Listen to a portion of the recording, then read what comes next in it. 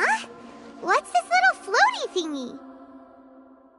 It's a small device I put together just now. You can think of it as an upgraded Akasha terminal. You may not need it right now, but it should be helpful in certain situations. Wait! This thing has the same characteristics as Paimon! We're both small things that float! Oh, all the things that make Paimon special got copied! When Paimon appears with the Traveler from now on, people won't remember Paimon because she isn't unique anymore! It's alright, Paimon. It can't replace you. It's only a flying device, but you're the Traveler's irreplaceable friend. You're so good at comforting people, Nahida. If only the Traveler was as smart as you.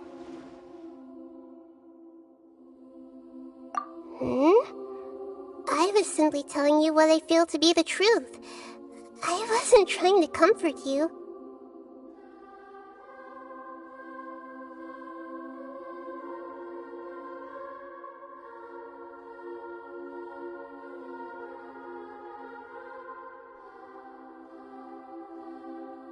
Nahida, you're a natural at this.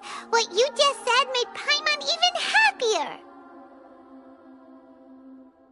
By the way, there's something I need to confess. Even though I'm the Archon and in control of myself again, I'm not very good at fighting. You may have heard that an Archon's power is derived from their people's faith. However, I'm not as well loved as Greater Lord Rukkhadevata. If we get into a situation where combat is our only option, I'll rely on you.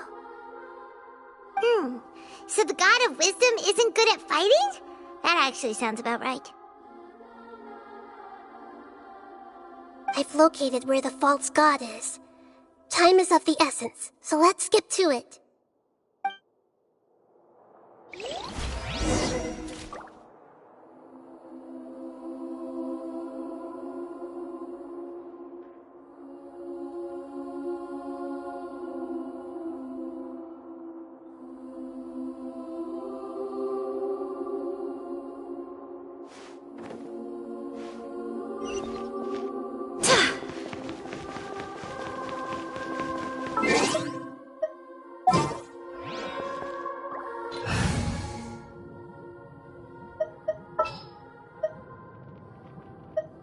Let's investigate this further.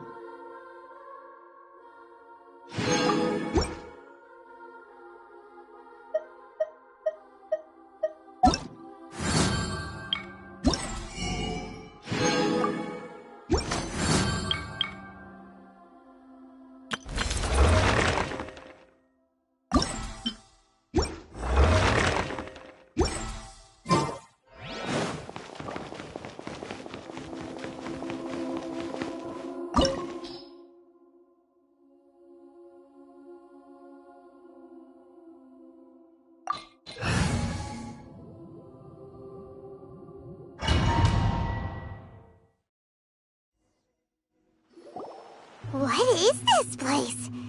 Is this really the way we need to go? Wow. Who would have thought there'd be a place like this hidden right slap bang in the middle of the city? The sages wanted to realize their god creation plan without being discovered. The safest and most convenient way would be to build within the academia itself. That's true. They were already hiding one god, so why not two? Judging from the structure here, the project is a huge undertaking. The sages really saw the god creation plan as their ultimate goal. But this place doesn't look like it could have been constructed by the academia alone. The Fatui under the Doctor sure didn't hold back. They provided a lot of technological support.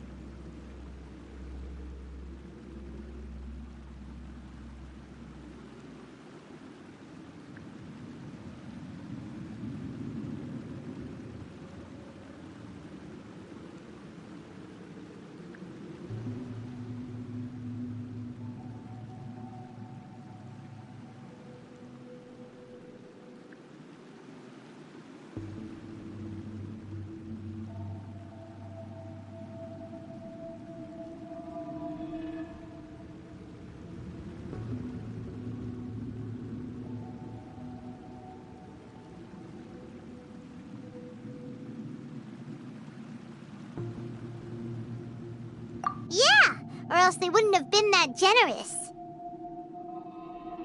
Is that it, though? I've always felt that this doctor is different from the academia sages. He doesn't seem to share their sense of urgency. Instead of being interested in the end product, it's like he's enjoying the experimental process. The Fatui Harbingers are all such weirdos. So, the doctor being weird is actually normal.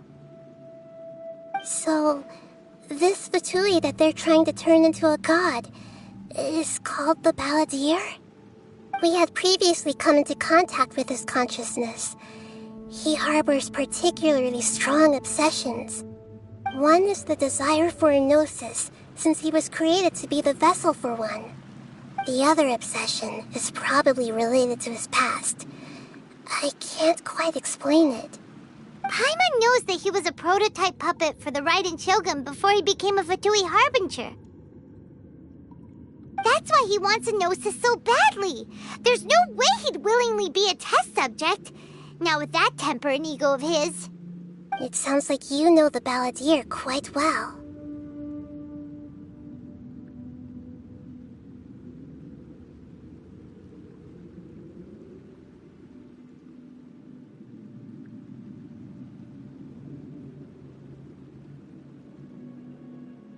I see. Tell me more about him and what he's like. The more we know now, the better we can plan for and react to any future situation.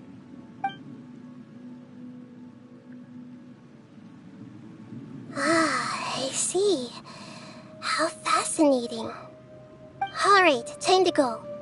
Let's get through here and meet him in person.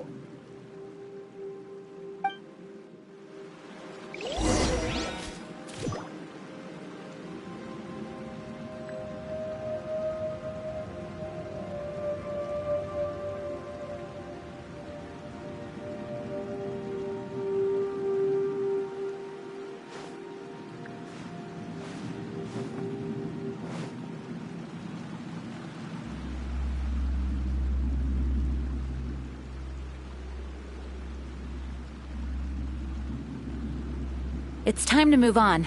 We shouldn't stay here.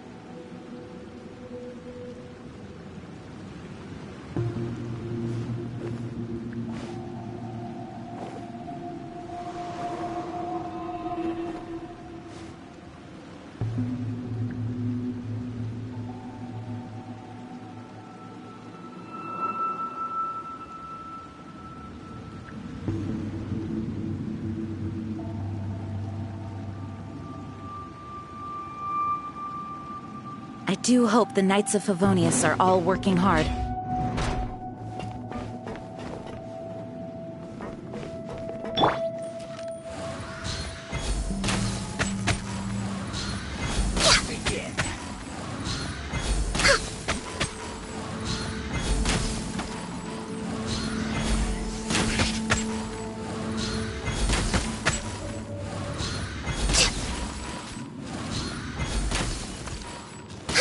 No more words.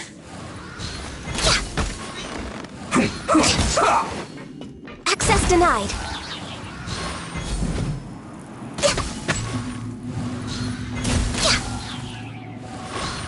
Stay right there. Let's not waste time. No touching. This is bad. I guess this is it.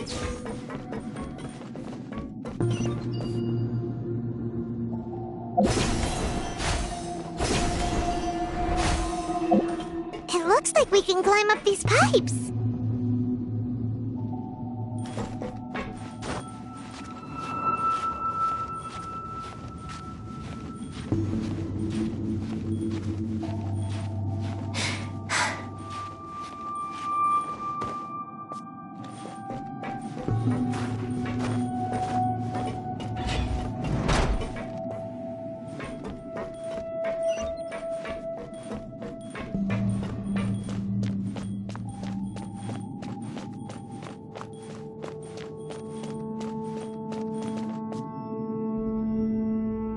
The pattern on the ground seems all messed up.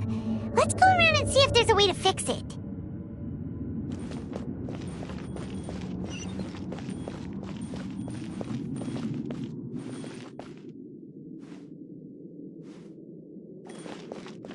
Born of ice and frost.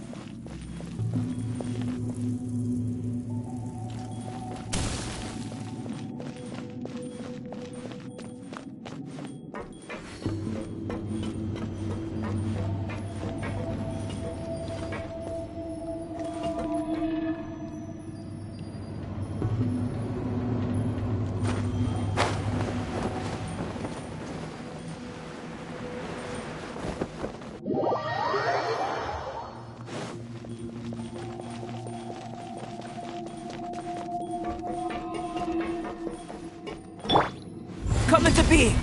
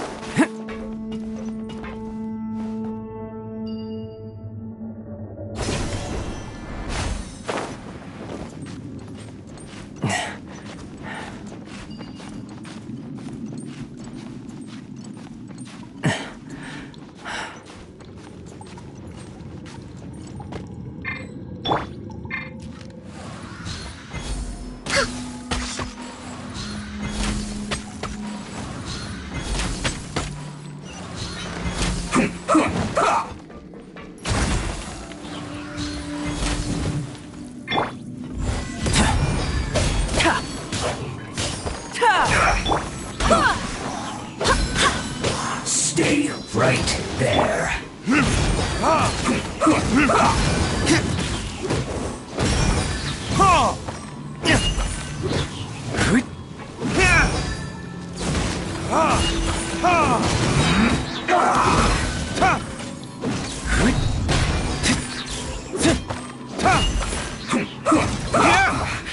I guess this is it.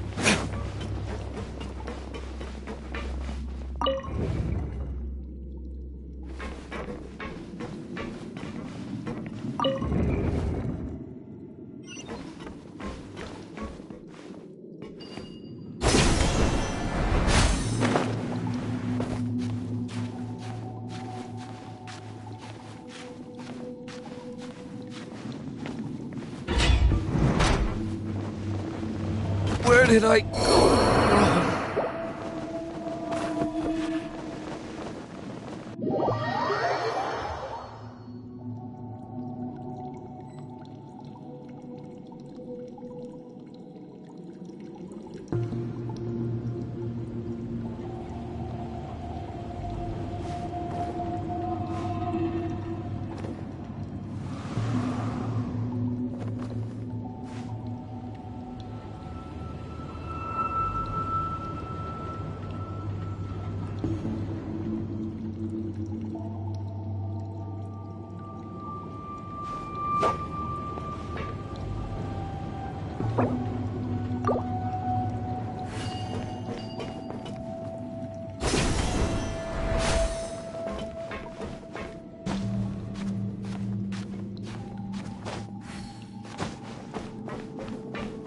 You'll get frostbite.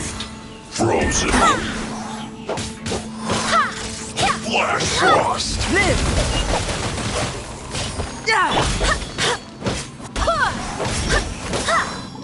Freshness preserved. Frozen.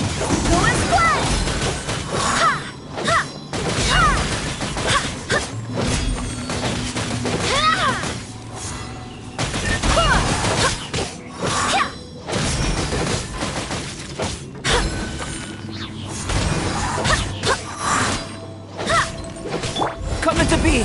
Moment of birth!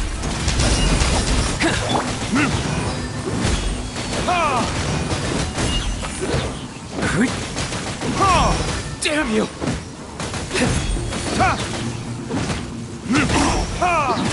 It's no problem. Cooked food. Disgusting. Access denied.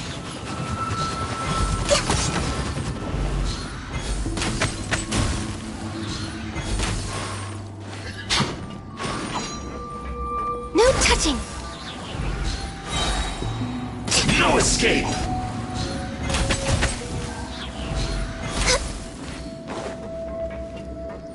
Access denied. Prepare yourself. Leaving so soon? Prepare yourself. Come on! Focus. Born of ice and frost.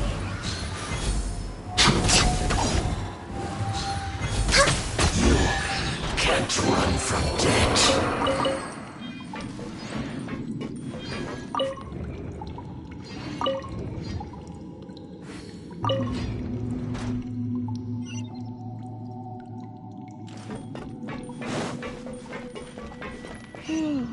The cart is stuck. Maybe there's something wrong with the tracks. Let's try adjusting the direction of the device to clear the tracks.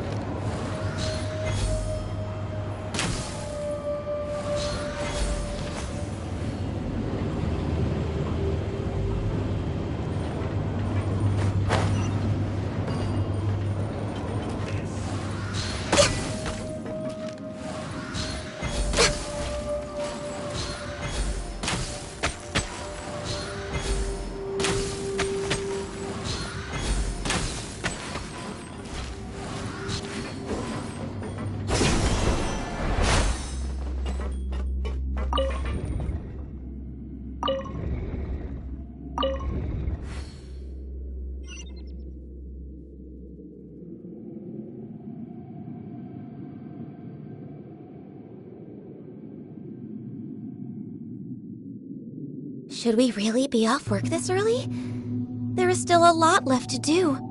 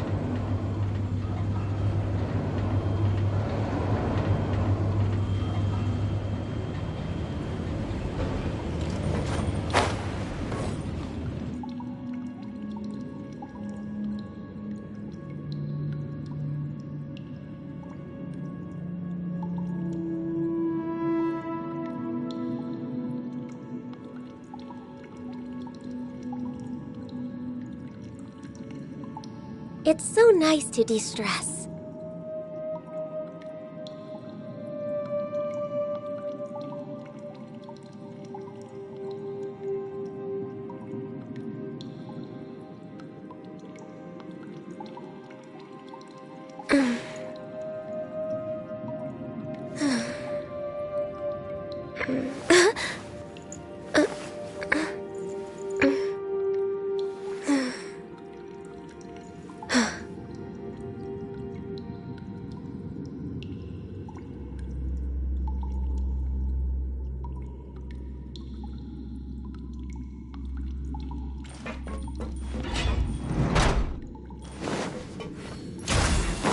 No more words. Problem. This! Use this first.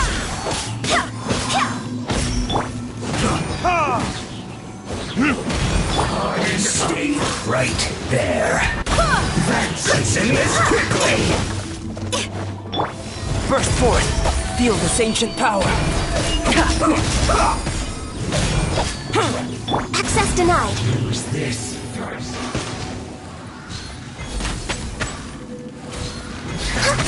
I slipped up. I guess this is it.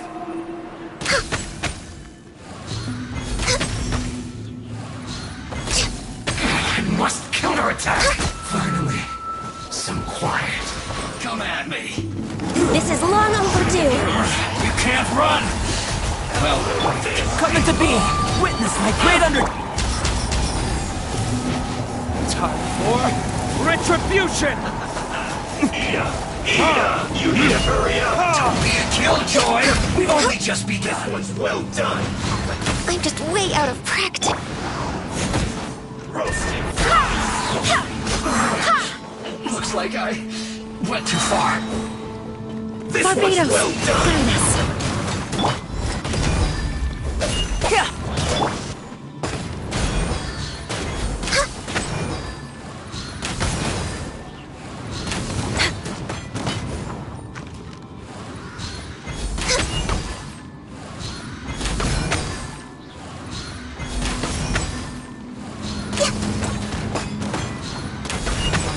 You need to hurry No up. touching.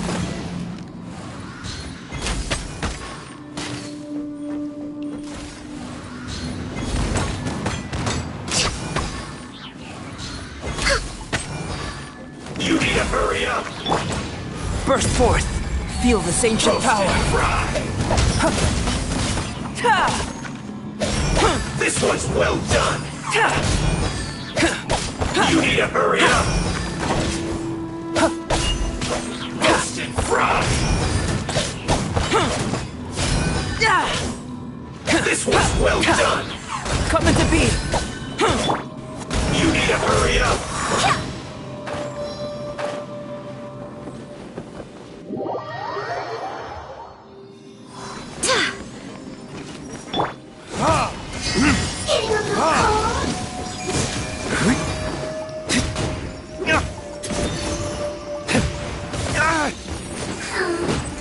Not this time.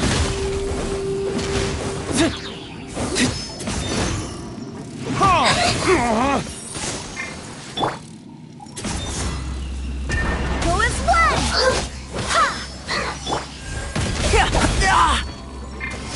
Want to get a little closer? Come sneak.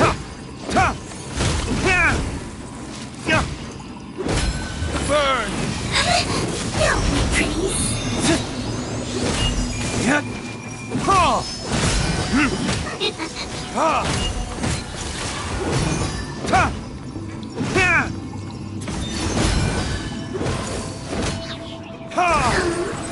Not this time.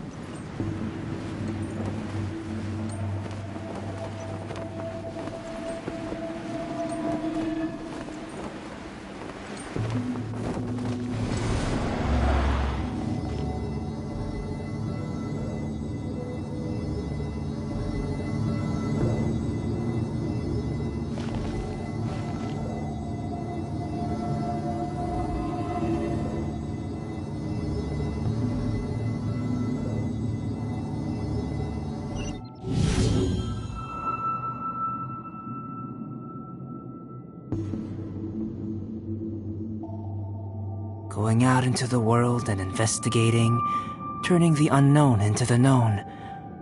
I miss this feeling.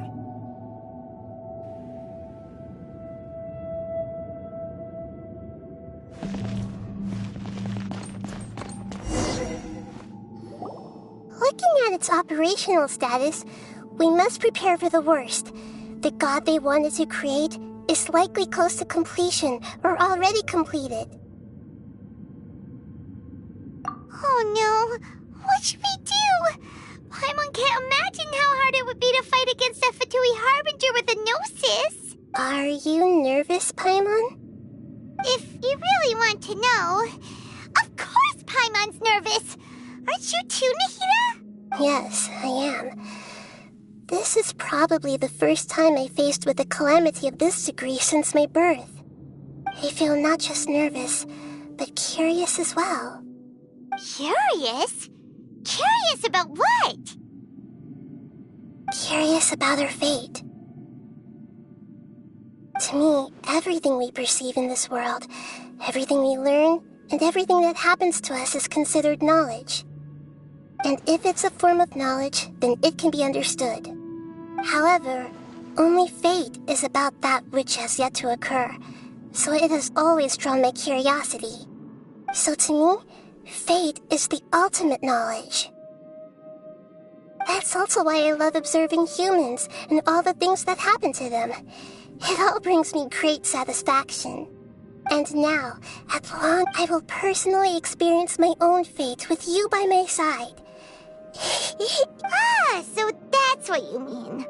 Paimon thinks she understands what you're feeling.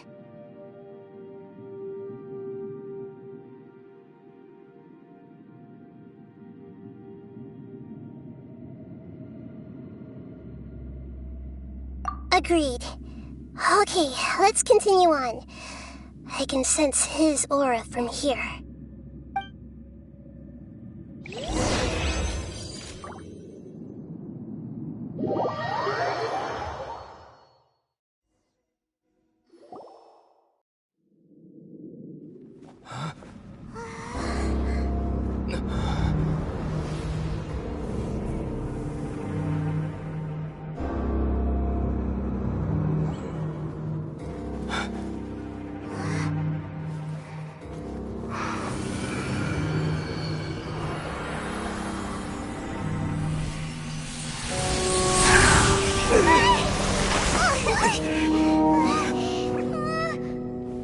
Who would have thought the world would be so eager for my birth?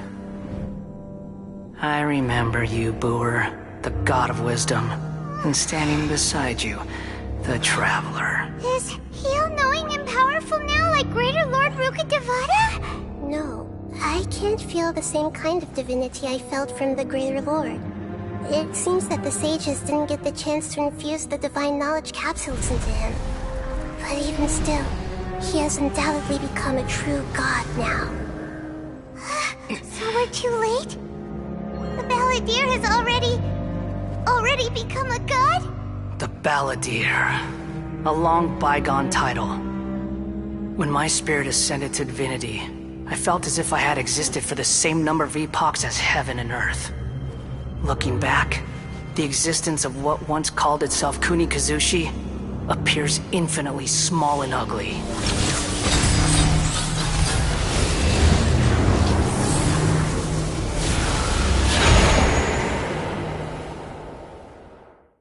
This imposing aura, it really feels like the gods! A body that capitalizes on the Balladeer's original construction as a mechanical puppet, with the Gnosis serving as a constant power supply. How much effort and resources did the sages put into this?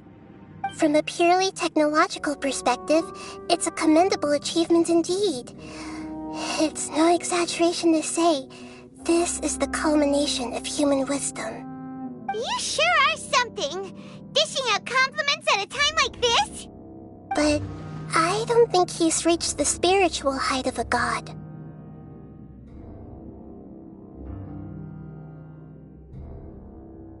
Strife is engraved upon every god and every gnosis brought forth into this world. Can you feel it? The exhilaration of such power, and the thrill of anticipation for our contention. Nahida wouldn't feel the same things as you! Do you not realize that you are interrupting a conversation between gods? Lowly creature, know your place! The strife engraved upon a gnosis. You're talking about the Archon War. Tevat's current peace was not easily won. I didn't personally participate in the Archon War, but the way I see it, all those losses were meaningless, driven by the demands of the laws. There's no point in bringing it up again. Is that so? Yet I am deeply disappointed that I was never allowed the fortuity to personally participate in the Archon War. This is a first. Encountering a god in this world who does not crave power. No wonder your own people have abandoned you, God of Wisdom.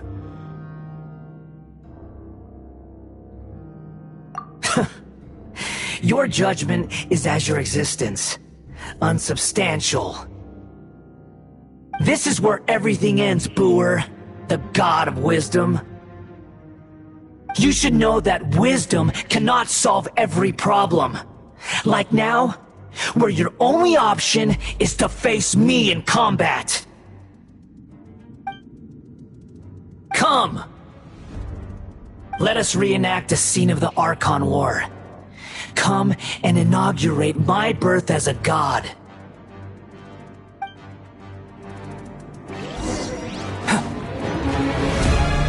Insignificant past!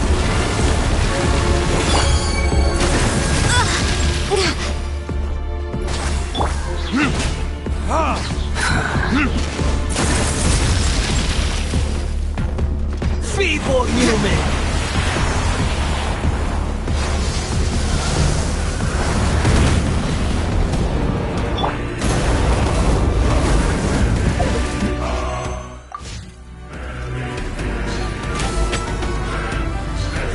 My endless cycle begins!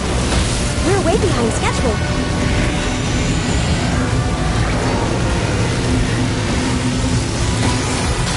I'm just way out of practice.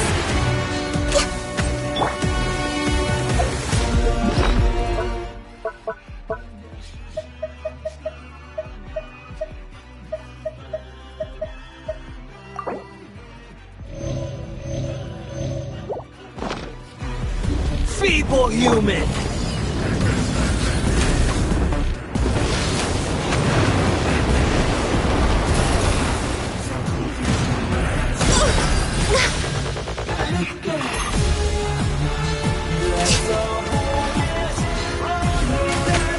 Insignificant past!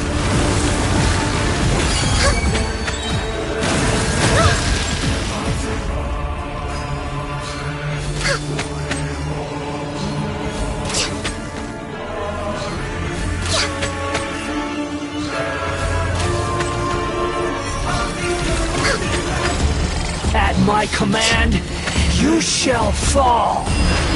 Come on, focus. Burst forth! Live!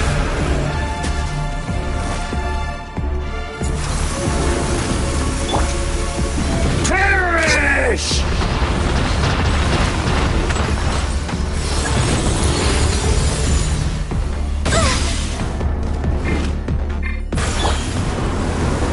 Churn!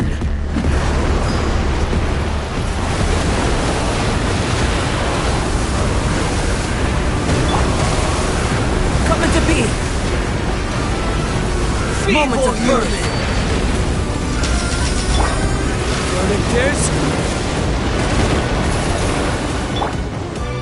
All hail.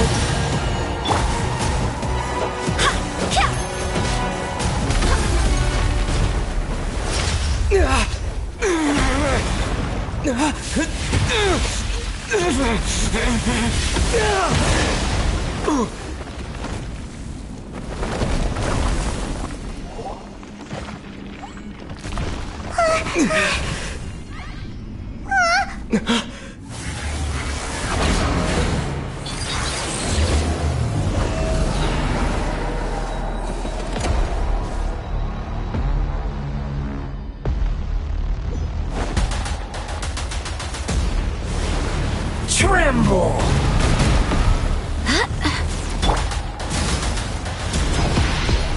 Burn to oblivion!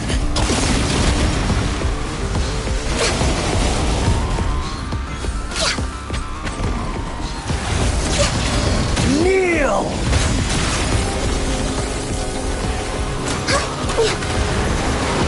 I'm just way out of practice.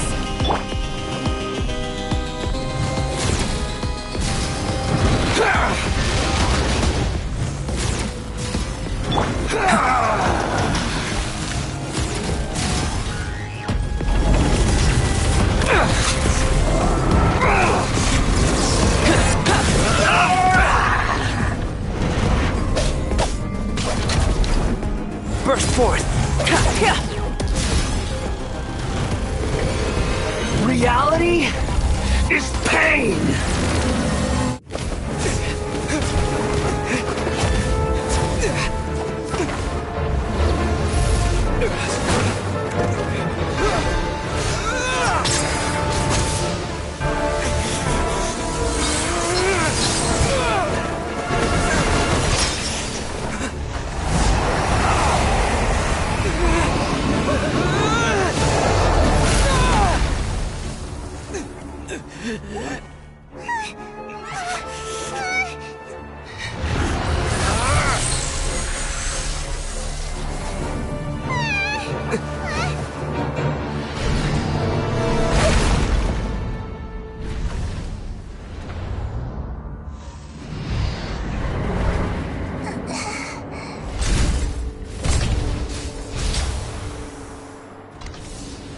This is supposed to be a battle between gods, yet you choose to hide behind a mortal.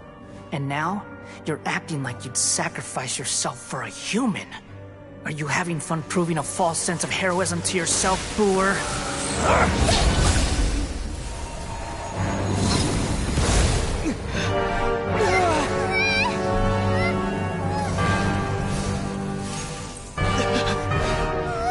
The data collection is almost complete. Do you even know how many times you've tried to take my gnosis from me?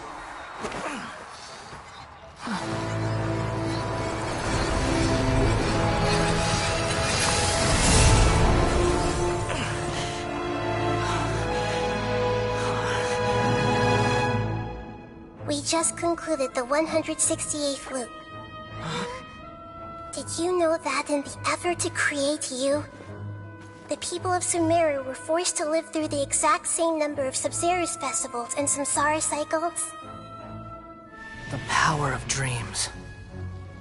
When did you use it on me?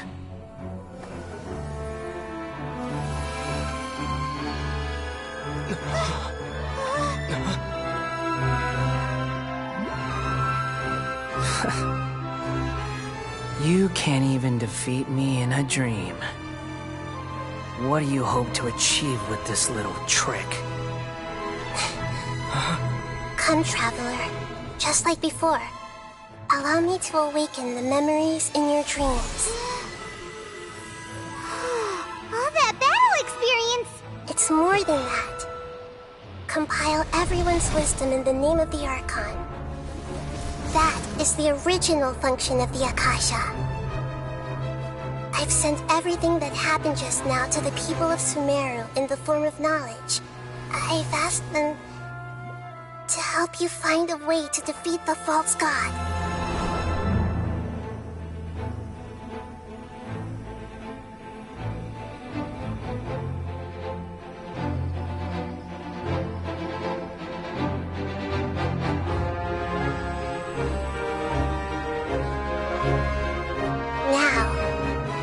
Sumeru's wisdom is at your disposal.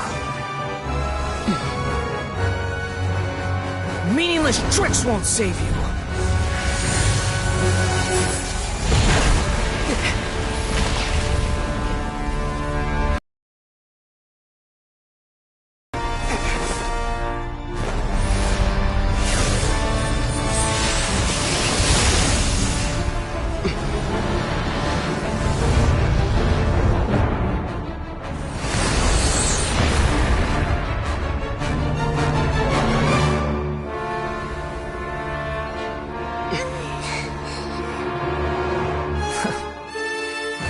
Are you done with your tricks?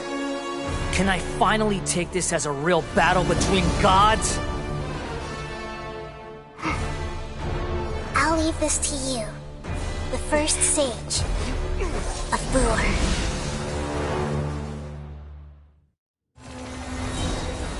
1,000 eons, mine to dominate!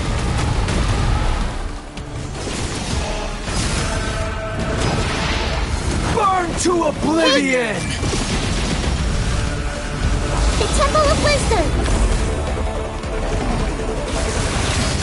Kneel!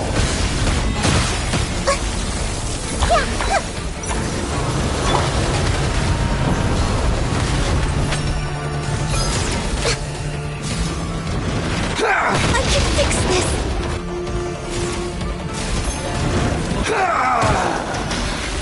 Next on the agenda...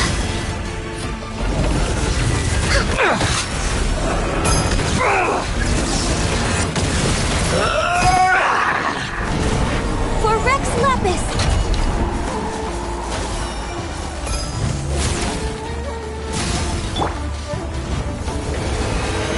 Reality? Retribution! Pain!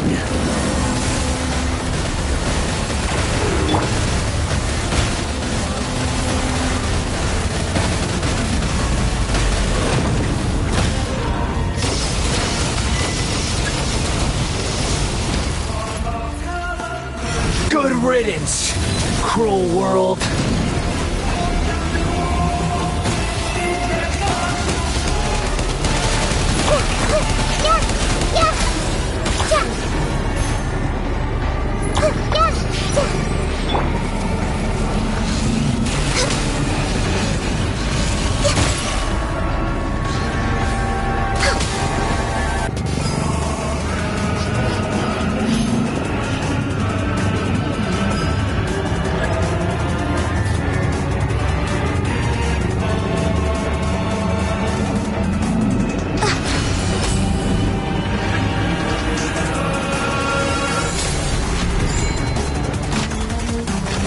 Your new god awakens!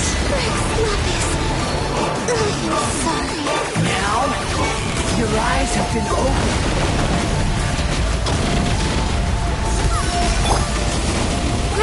Grow! Kneel!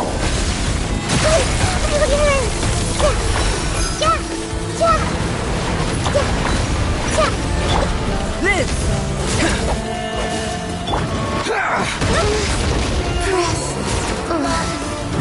Now, your eyes have been opened.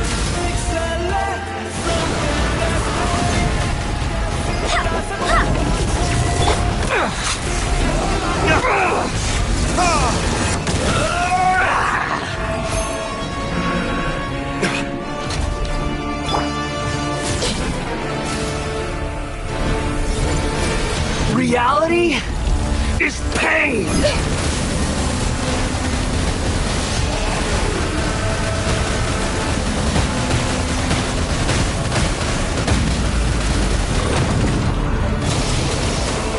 Everyone hold hands!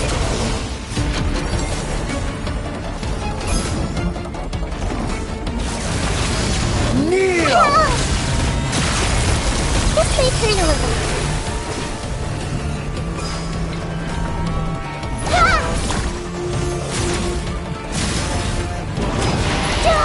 Burn to oblivion!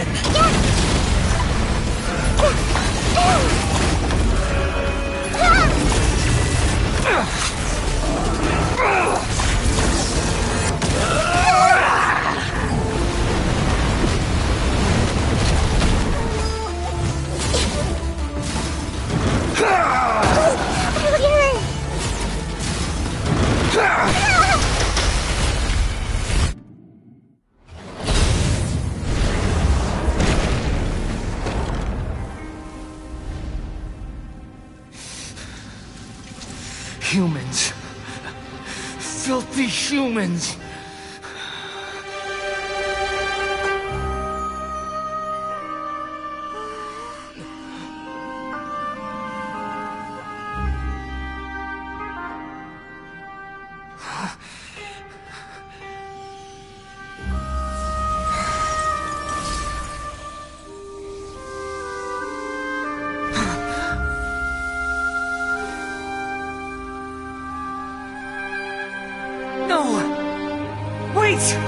Please! Anything but the Gnosis!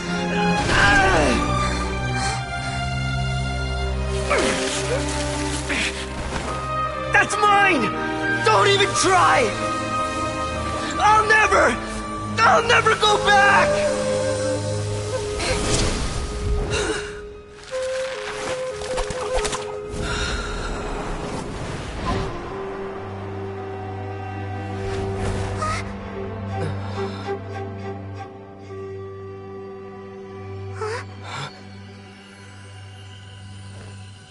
We haven't yet found the answer to the most important mystery. Irminsul is still waiting to be saved. With the power of another Gnosis, we may now finally understand the last memory of Greater Lord Rukkhadevata.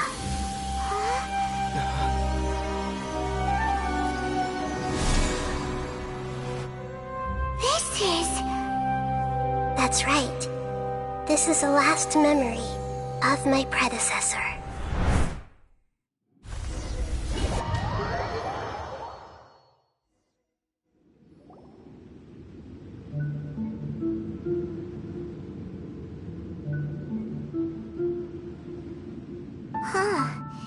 This sure seems very different from what Paimon imagined. Shouldn't Irminsul be in this realm of consciousness? Yes, that is our destination. But I didn't expect the remaining consciousness of Greater Lord Rukkhadevata to be as polluted as this. Forbidden knowledge? It seems you know about a concept that even I don't completely understand. Could you tell me what you know?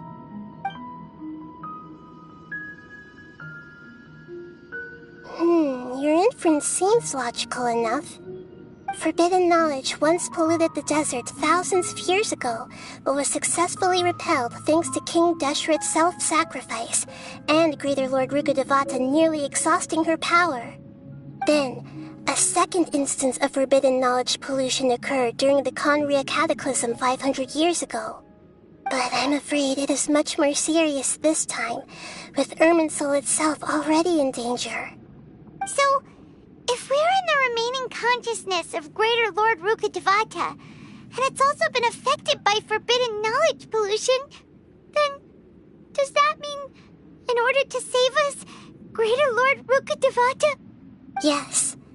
It's very possible that she sacrificed her life in the fight against forbidden knowledge. She didn't completely eradicate forbidden knowledge, but if it weren't for her actions, the pollution would have been far more rampant over these past 500 years. The way that everyone, including me, has forgotten everything about forbidden knowledge may very well be due to her restoration of Irminsul. Aww. Do you feel sad, Nahida? I'm just sharing her pain. The pollution of her consciousness here is severe. There is madness, chaos, and pain all around us. Did she fight to resist the forbidden knowledge pollution in such terrible conditions, all the way up to her last breath? She even used her last remnant of lucid consciousness to leave a clue for us to follow.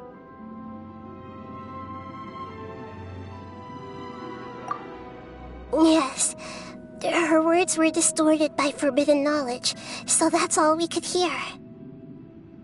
But now, we have a chance to find the answer to this mystery. We can cross the polluted consciousness until we found the right path to meet with our lucid consciousness. And then, we'll let Greater Lord Rukkhadevata tell us the truth in person. Each of us need to be mindful of the state of our own consciousness while we are here.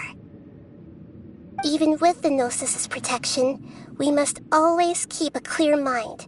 Otherwise, we could go mad at any moment. Don't worry, it should be easy enough for you to keep that mind of yours clear, Paimon.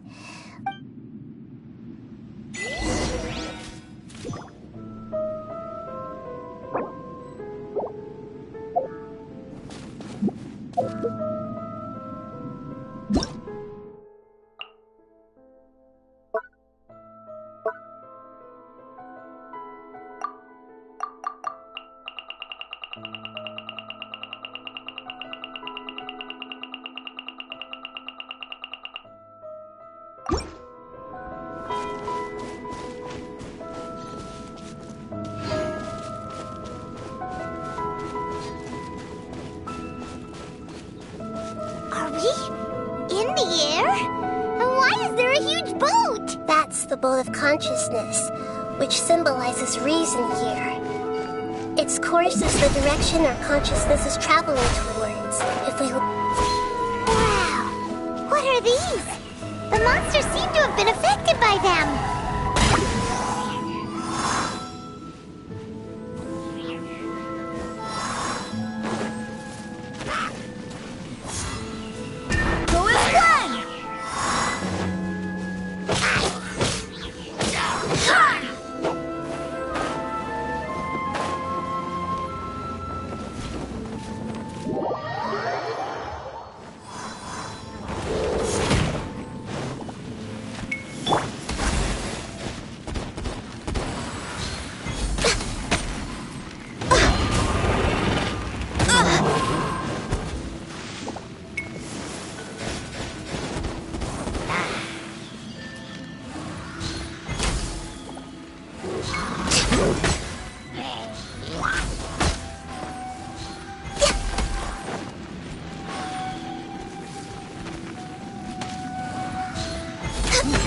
We're way behind schedule.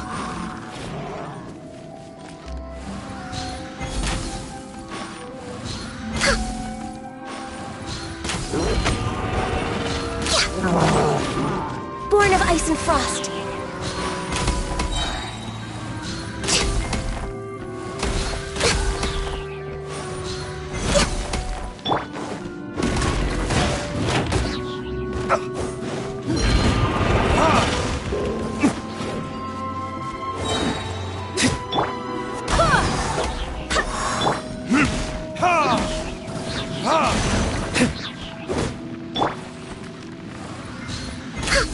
No touching!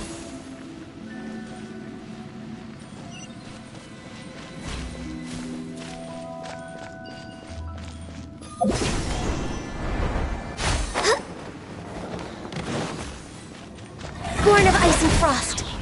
This is long overdue. Coming to be! Witness my great undertaking! Live!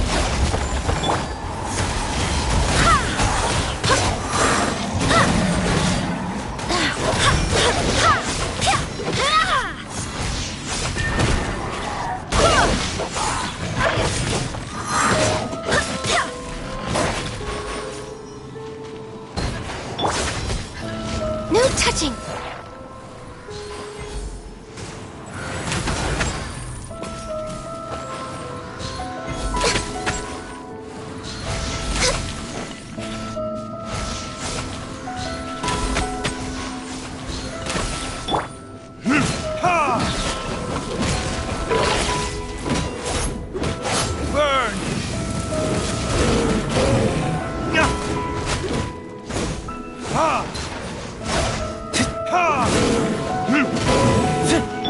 Burst forth! Moment of birth!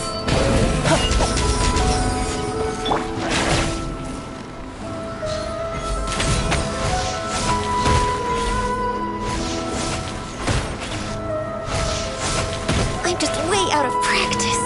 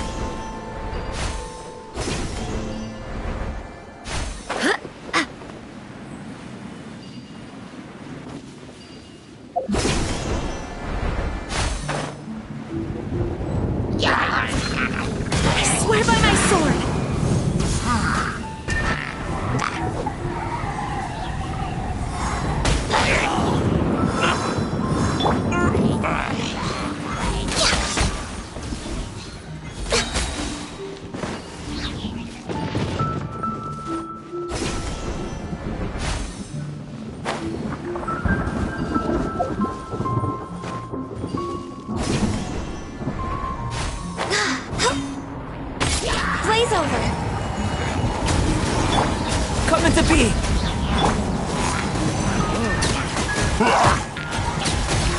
Show us flash!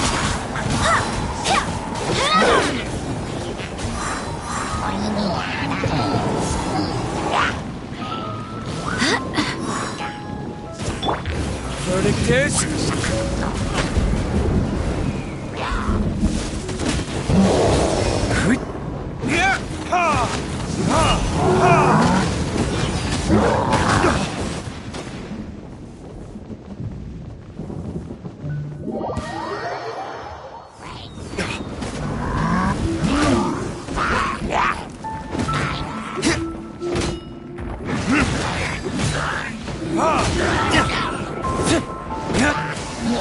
Burst for it! Access denied.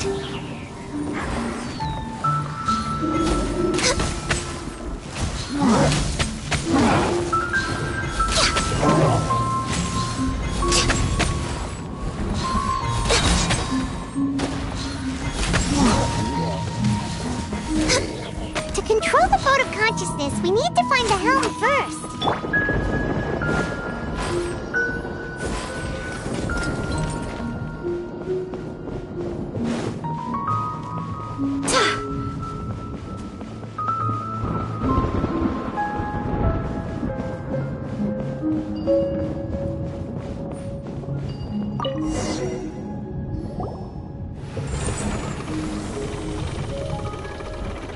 We changed direction. Are we still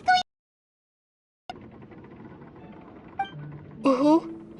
Judging from the current route, the boat of consciousness will soon take us out of here.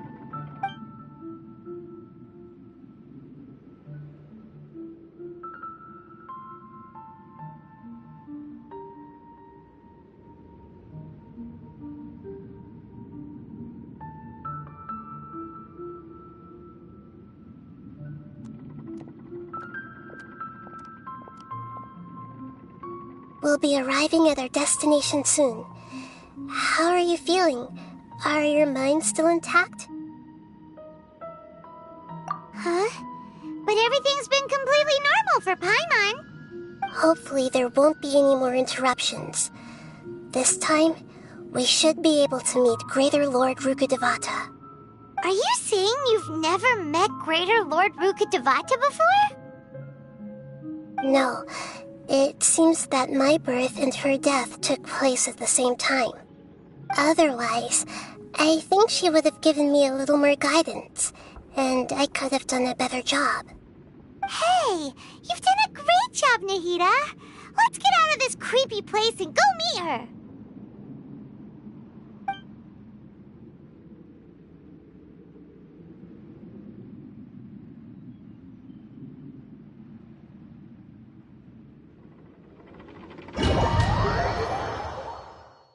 So, is this the place you were talking about? The base of Irminsul?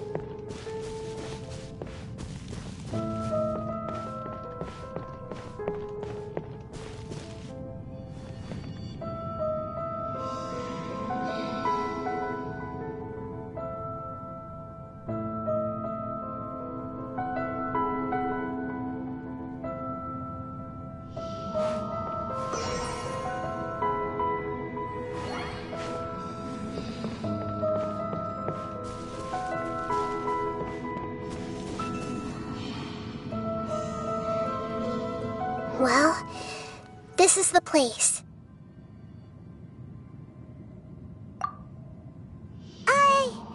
We're here to find Greater Lord Rukkhadevata, right? But the one standing over there is... Is that... me? She looks exactly like me. Are you Greater Lord Rukkhadevata? Yes, that's me. Are you surprised by my appearance?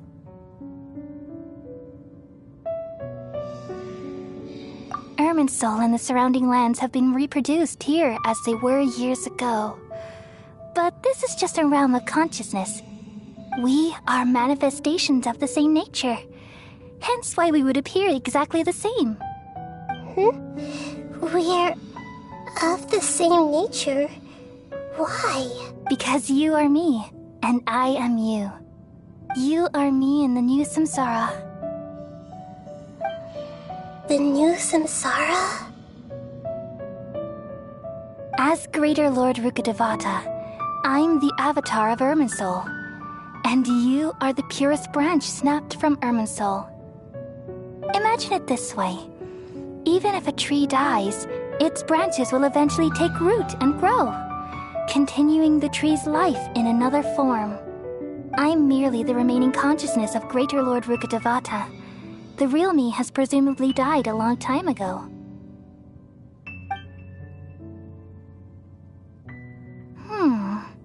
Judging from your appearance, I've probably been dead for 500 years.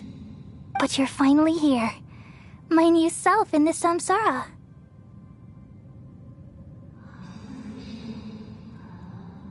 If this is true, then am I going to be a great Archon like you someday? Though we share the same nature, our fates are bound to be different. All things have their own fate. When a branch grows into a mature tree, it won't be the same as the original tree. That's why fate is the ultimate knowledge, isn't it? That's a great insight. Yes, very good. It's also precisely why you won't become like me. Really? But perhaps you may become an even greater Archon than I. I already see a determination in you that I didn't possess in my time, and the future that it leads you to will be yours alone. Along with the blessings from your past experiences. Don't worry. The growth of wisdom is like that of a plant. You only need to wait quietly for the flower to bloom. Come to think of it, the sages never had the faintest inkling of the meaning of wisdom. Thank you. Nothing makes me happier than discovering that the Archon I always admired was in fact myself in another fate. It's so nice to speak with you, Greater Lord Rukkhadevata. I've always wanted to meet you. The feeling is mutual. From the moment I snapped the branch off Irminsul and created you, I've also looked forward to talking with you.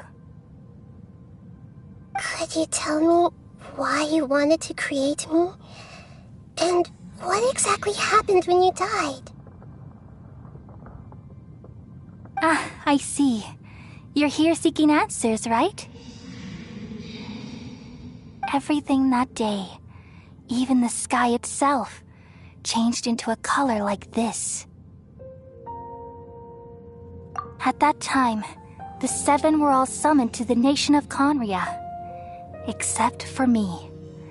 I had a more important task to attend to. I had to protect Irminsul.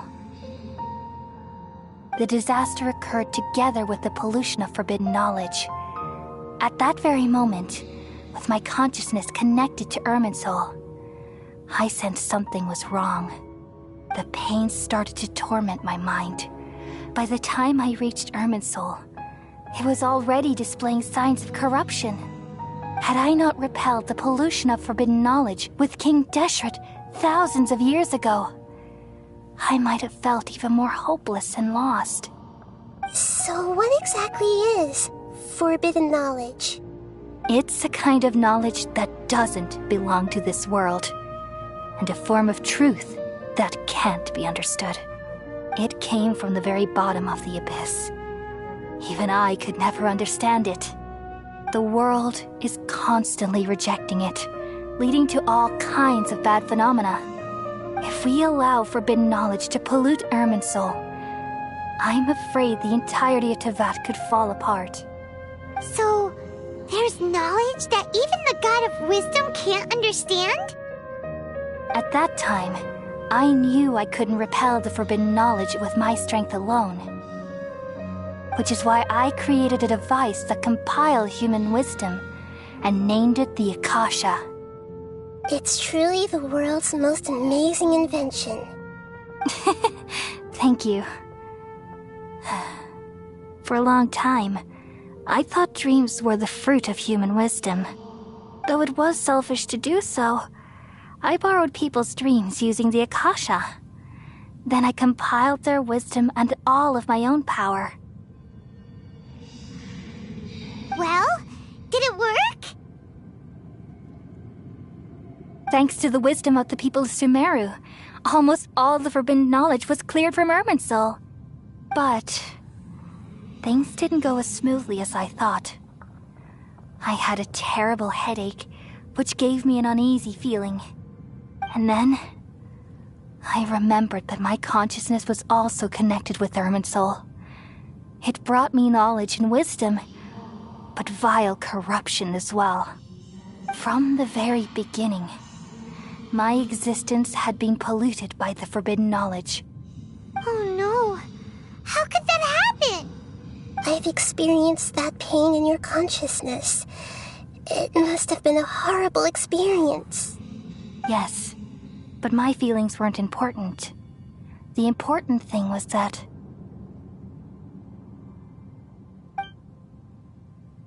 even if I died, my existence and everything related to me would continue to exist in Irminsul as memories and knowledge, meaning that the forbidden knowledge couldn't ever be permanently eradicated. And there's no way for me to eliminate myself. It would be a sort of paradox.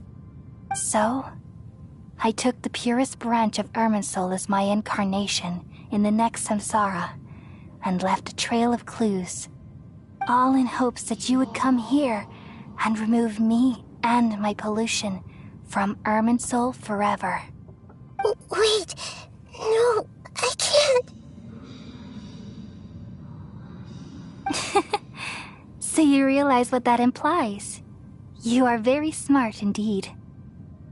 Irminsul has all the knowledge and memories of this world. And as you've realized just now, removing me from Irminsul means I essentially will never have existed in this world.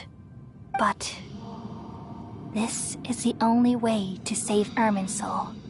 People love you so much, and they've missed you so much over the past 500 years.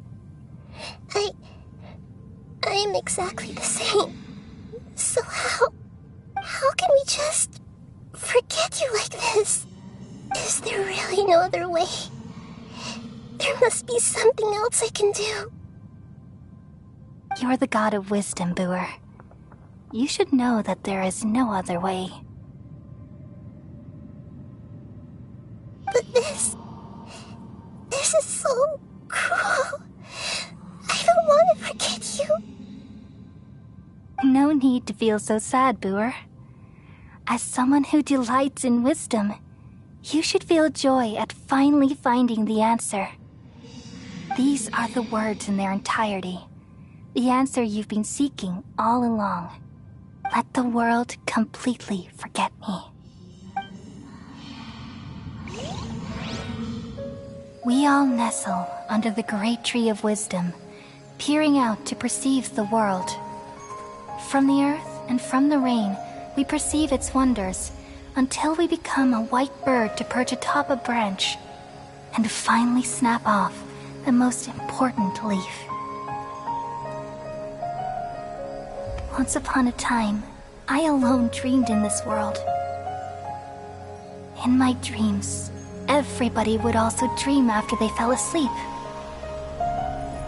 Wild and wonderful thoughts would emerge from their minds. Some tumbled to the ground, and others floated to the sky, connecting all things in the world into one dazzling net. Among a plethora of worlds were numerous smaller worlds, all of fate, finding within the tapestry their brilliant glow. I gradually understood that these indescribable and constantly changing things are the most profound things in the world. Only they can completely repel the madness. Only dreams can awaken consciousness from the deepest darkness.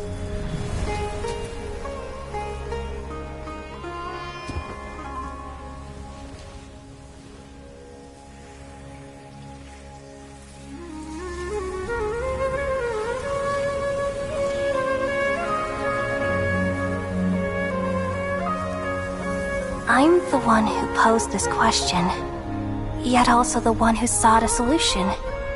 Saving the world with the dreams of the people used to be my answer. And now, you've also found your own answer, and I shall return all the dreams to the people.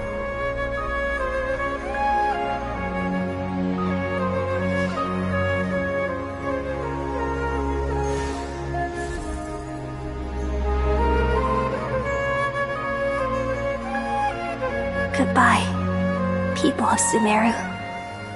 May you be blessed tonight with the sweetest of dreams.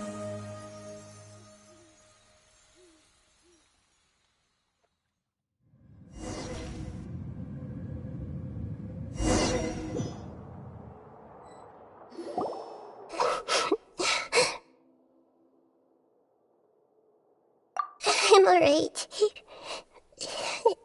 I'm just a little confused. We've just saved the world, right? So why am I crying?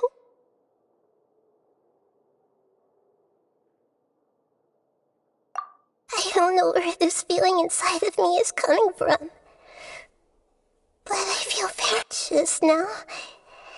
We used the power of two gnosis to successfully connect with the Ermin soul consciousness from 500 years ago. Then, we removed the remaining pollution from Ermin soul. Yeah, what's wrong? Weren't you there just now?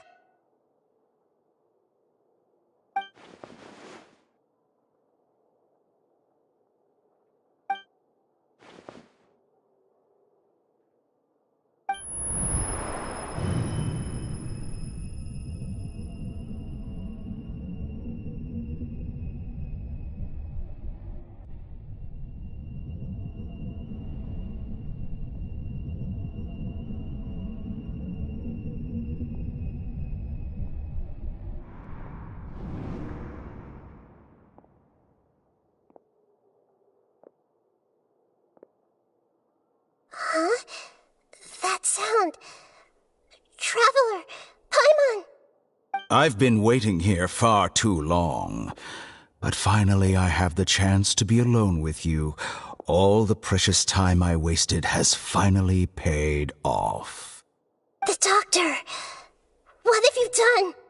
Just a type of sound wave that can quickly put defenseless people into a dream.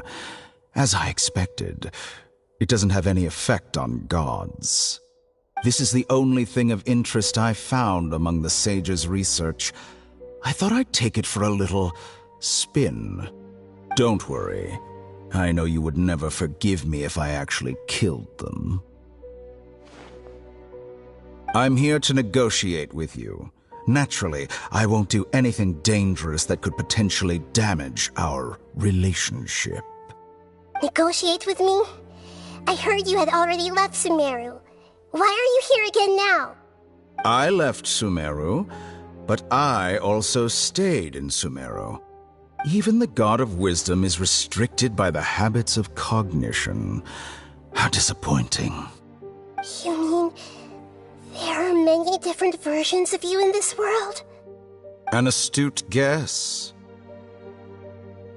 Even the same individual will have different cognitions at different ages. A long time ago, I made a major decision in hopes of preserving all my perspectives of how I observed the world.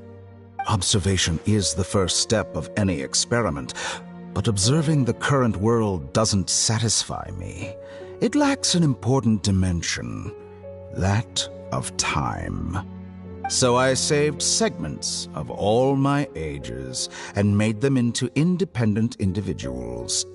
That's all there is to it. Indulge me. How does the God of Wisdom find my method of seeking knowledge? It's an insult to the very concept of life. Life inherently has many rules and restrictions, each with its own significance and reason to exist. They can't be broken on a whim. Good. Amazing, even. Indeed, it's difficult for humans to make peace with themselves, not to mention oneself from a different period. Since you're in the academia, Why wait until now to show up? You could very well have stopped us and helped that fake god. Simple. Let me ask you this. Would any staff member ever help the subject in the middle of an experiment? It was my experiment. So why should I interfere with the results? The Academia saw the plan to create a god as their ultimate goal, yet you only saw it as an ordinary experiment. You really are crazy. If the experiment succeeded, you would have had a new god on your hands. How would you have faced your own god then? Would you still take the same stance? Would you still hold the same view of yourself? I'm first and foremost a scholar. These results should be left to the judgment of the hypothetical me confronted with that outcome. But you're right. And that's exactly why I'm disappointed with the conclusion of this experiment. As an individual, you don't have any sense of belonging. You seem to have even fewer convictions than a typical scholar. Oh no, I certainly have my own convictions. They just don't fit your standards, that's all. All right, that's enough conversation for today. The experiment is over, and it's time to tidy up the equipment and reclaim any useful materials. For example, the Gnosis. Lesser Lord Kusanali, you're an intelligent Archon. I'm sure you understand the disparity in our combat abilities at this time. Besides, you have no way to use that Electro-Gnosis in battle. Didn't you say you were here to negotiate with me? Somehow, it's starting to seem like you intend to take it by force now. I'm merely stating a fact. After all, I'm also a scholar. Naturally, I hope to show proper respect and dignity to the God of Wisdom. Your hypocrisy is built on absolute confidence. I understand your scheme, but... what if I were to destroy the Gnosis now and awaken the heavenly principles? Awaken the heavenly principles?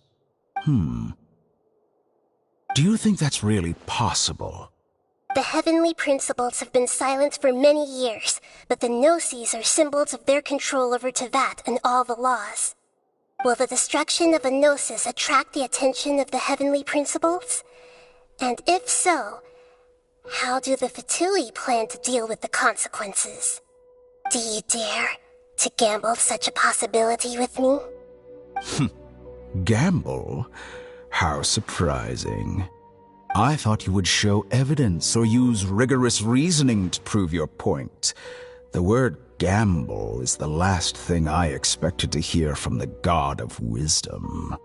But this is a clever move. You must have seen through me when I first captured your consciousness. As a scholar, I respect all possibilities. This has always been my principle and is an essential trait as an experimenter. Indeed, I can't ignore this possibility. So tell me then, what are your conditions? This foreign Gnosis will only lead to disaster if it stays in Sumeru. But this Electro-Gnosis is the prize I obtained after defeating one of your fellow Harbingers. Now, as the one who initiated this cascade of events, shouldn't you pay the corresponding price? Price? Interesting. What price would you have me pay? How about erasing all your other segments? So this is how you wish to restrict me, the most threatening opponent of the Nation of Wisdom. What you request of me is like plucking out the eyes I have placed in the dimension of time. They require extremely rare resources and enormous amounts of time and effort, requiring me to destroy them all here and now. Bravo. A suitably wise decision on your part. Yes, how very interesting. Can I assume that you have long been wary of me? Among all the versions of me, this segment you see now is the most selfish. If it weren't me, your idea wouldn't have worked. What did you see when you were imprisoned?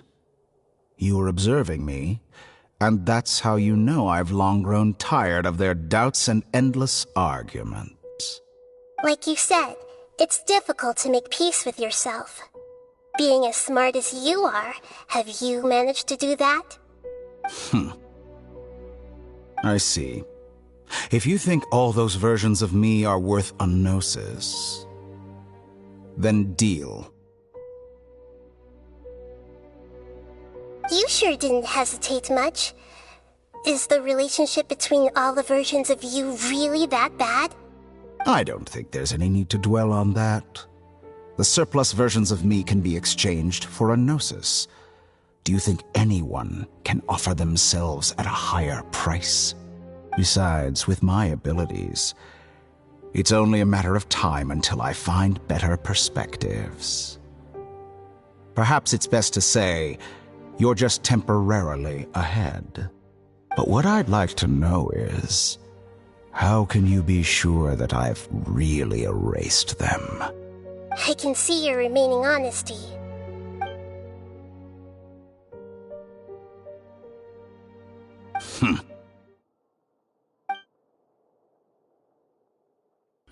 What a ridiculous decision! You can't be serious! How could I have been so short-sighted? You think this is the end? Wait, I'll have revenge! You'll make Good this moment riddance. count. You will regret this! Well, have you confirmed that it's complete? Here, take it. The future of Sumeru City will be in my hands alone. I will shut down the Akasha and let curiosity and the thirst for knowledge drive the realm of academics once again. There won't be any further gaps for you to exploit. It truly pains me that my academic achievements have never been appreciated in my homeland. Of course, I have no interest in being rejected by this city for a third time. Another chess piece. And where is your dendronosis? Don't be greedy, Harbinger of Snezhnaya. No, this is a different transaction.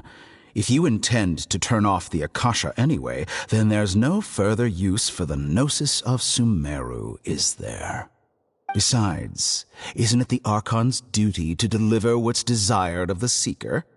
Oh, judging from your expression, you don't seem to find the idea very agreeable.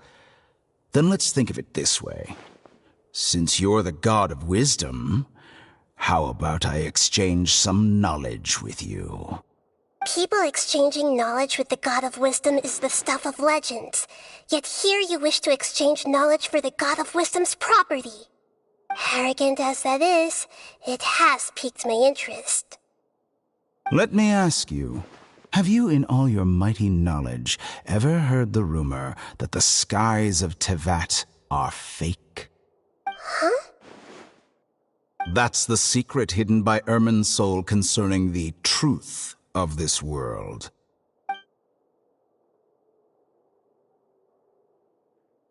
Once I finish telling you about this, it will be time for me to say goodbye. With negotiations, we've all gotten what we wanted. I'm very glad I got to meet you like this. Your arrogance may know no bounds, and convictions may mean nothing to you. But I'll still listen to what you have to say.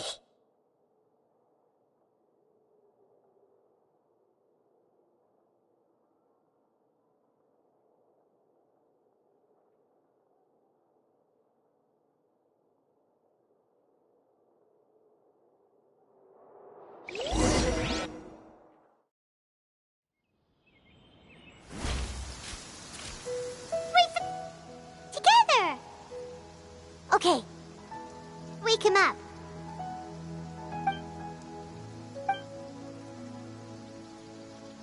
Are you awake? Kali says it's time for breakfast. Come on, get up! Good morning! How are you feeling today? Good to hear. It looks like we've recovered pretty well. Not even Tainari could stop us from going out now, right?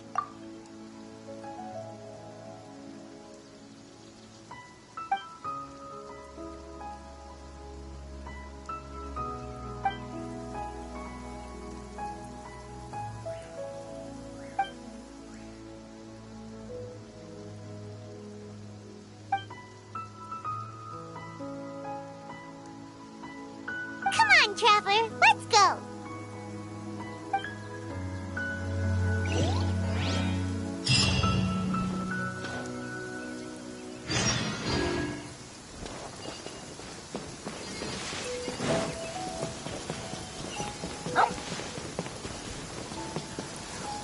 Good morning. Looks like you're awake. Yep, yep.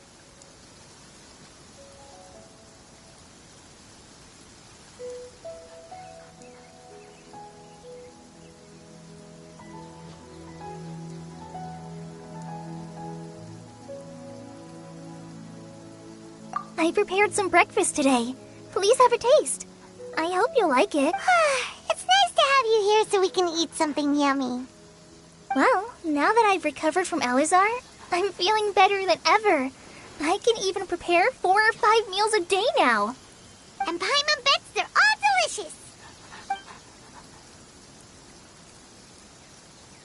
Oh, by the way, someone brought a letter for you after you went to sleep last night. Nope, Paimon wanted to read the letter with you after you woke up, so Paimon didn't open it. Alright, let's read it now. Oh, it's from Nilu. Ahem. We're going to hold a feast at the Grand Bazaar and celebrate Sino's reinstatement as the General Mahamatra. As heroes of Sumeru, please be sure to attend. I'll wait for you. The date of the banquet is written on the back. It's in 2 days. Oh, I've also heard that you've become heroes here as well. That's amazing. Sometimes I'm really envious of strong and confident people like you. Oh, you're embarrassing me. Anyway, let's go to the Grand Bazaar to have a look. Oh, before you leave, be sure to inform Master Tainari.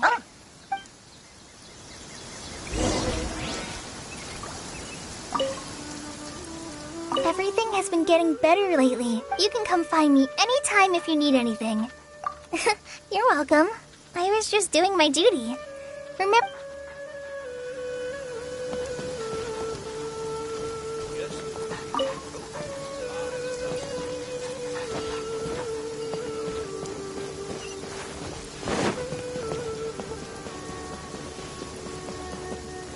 Tainari!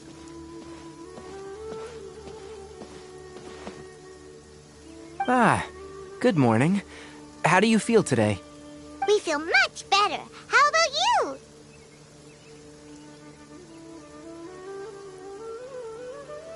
I'm recovering well, thanks for asking. Well, from the looks of it, you seem to be already busy with work again. It's fine. I'm not that busy, really. The Elazar patients have recovered, as well as Hypatia. For now, I only need to tend to my Forest Watcher duties. It seems once Irminsul started getting better, everything else started to recover too. Yes, but there are still some residual effects. The withering is one example. Though it won't spread anymore, the existing zones won't just disappear. We forest rangers will still need to do the work. By the way, we have some good news. Sino got his position back. This news is hardly new. He had already mentioned it to me before. Huh? You mean he was already here?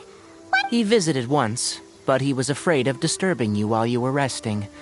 He just asked me a few questions and left.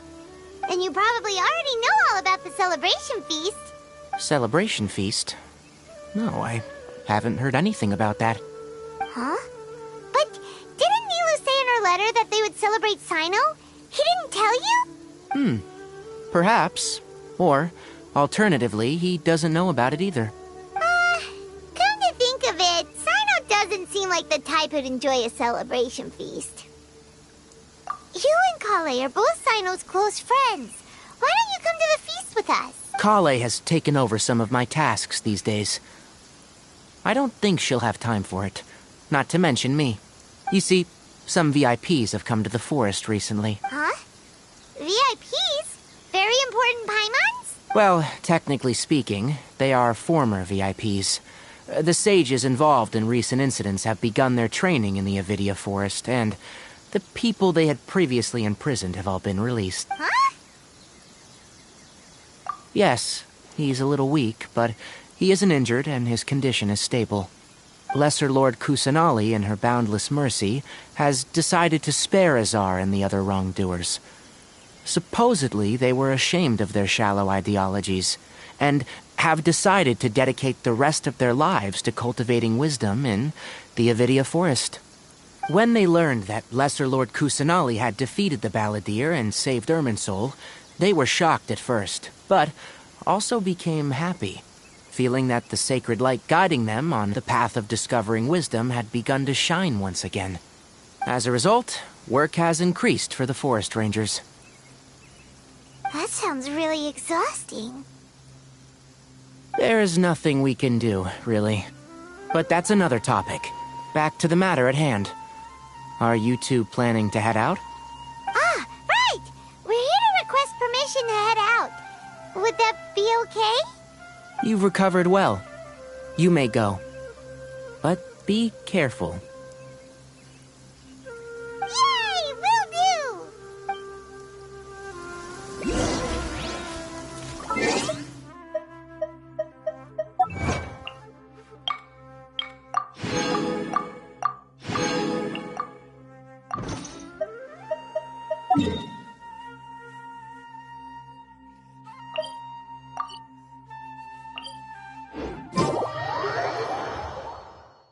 This weather is perfect.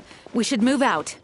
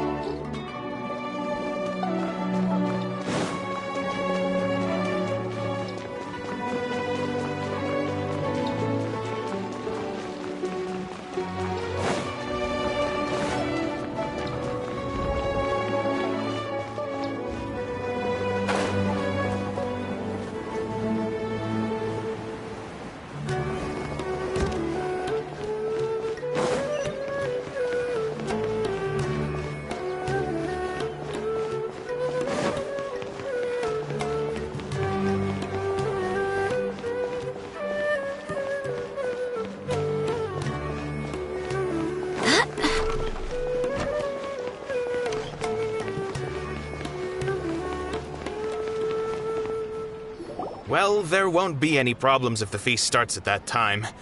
Everything has already been prepared. Mr. Zubair, I finished tallying things up here. Well, except for the guests.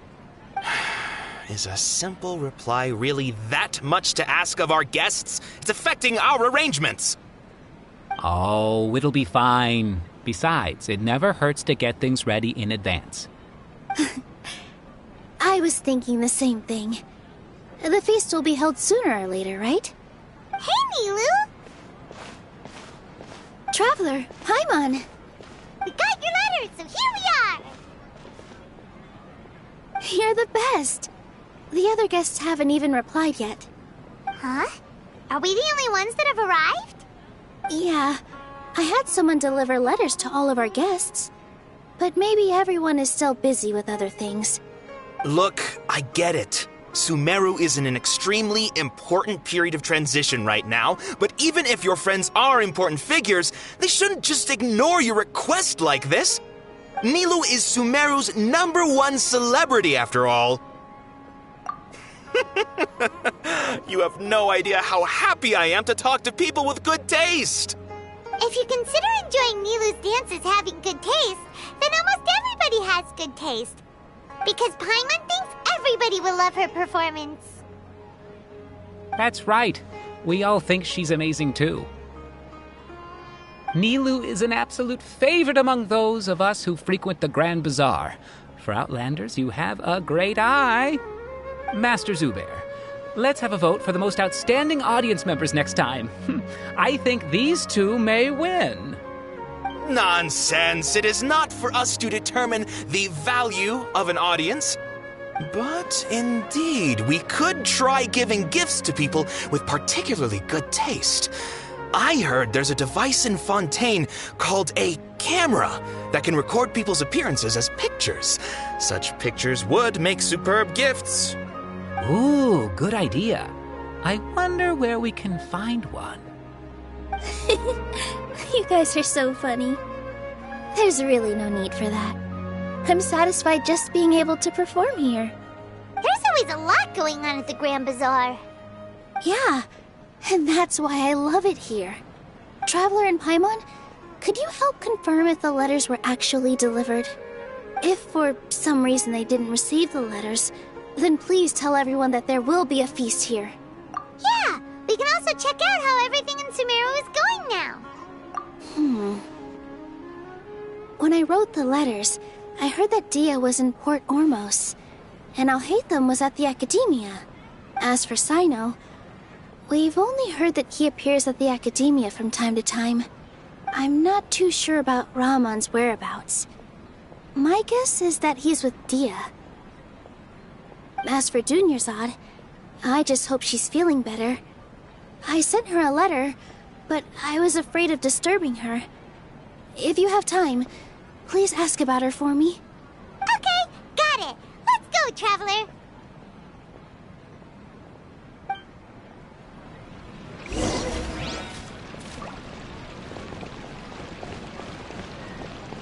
I'll go to the Adventurers Guild later and ask Ms. Catherine if she knows how to get one of those Yes, please do.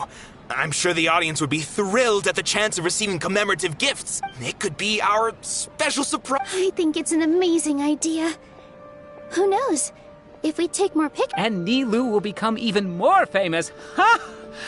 It won't be long till people are... I've heard that this camera is not just something anyone can use as they please. It must be aimed properly and... Oh, should we get ready then? Perhaps... No. You really think so?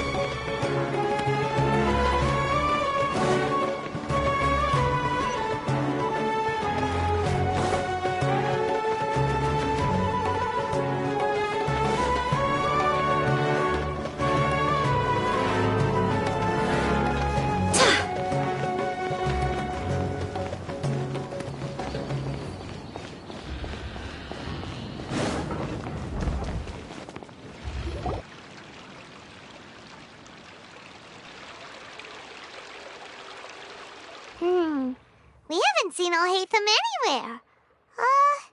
Let's ask that person over there.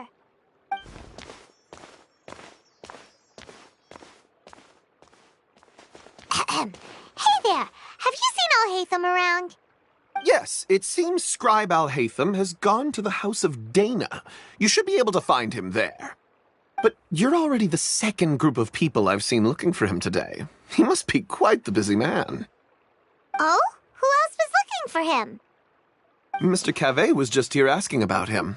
You wouldn't believe how terrible their relationship is. And now you two are here. Don't tell me everyone's here looking for gossip about the sages.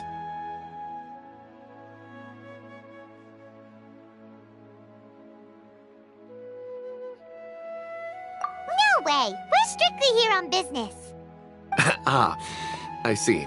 Sorry, I thought maybe everyone's as interested in rumors about the sages as I am.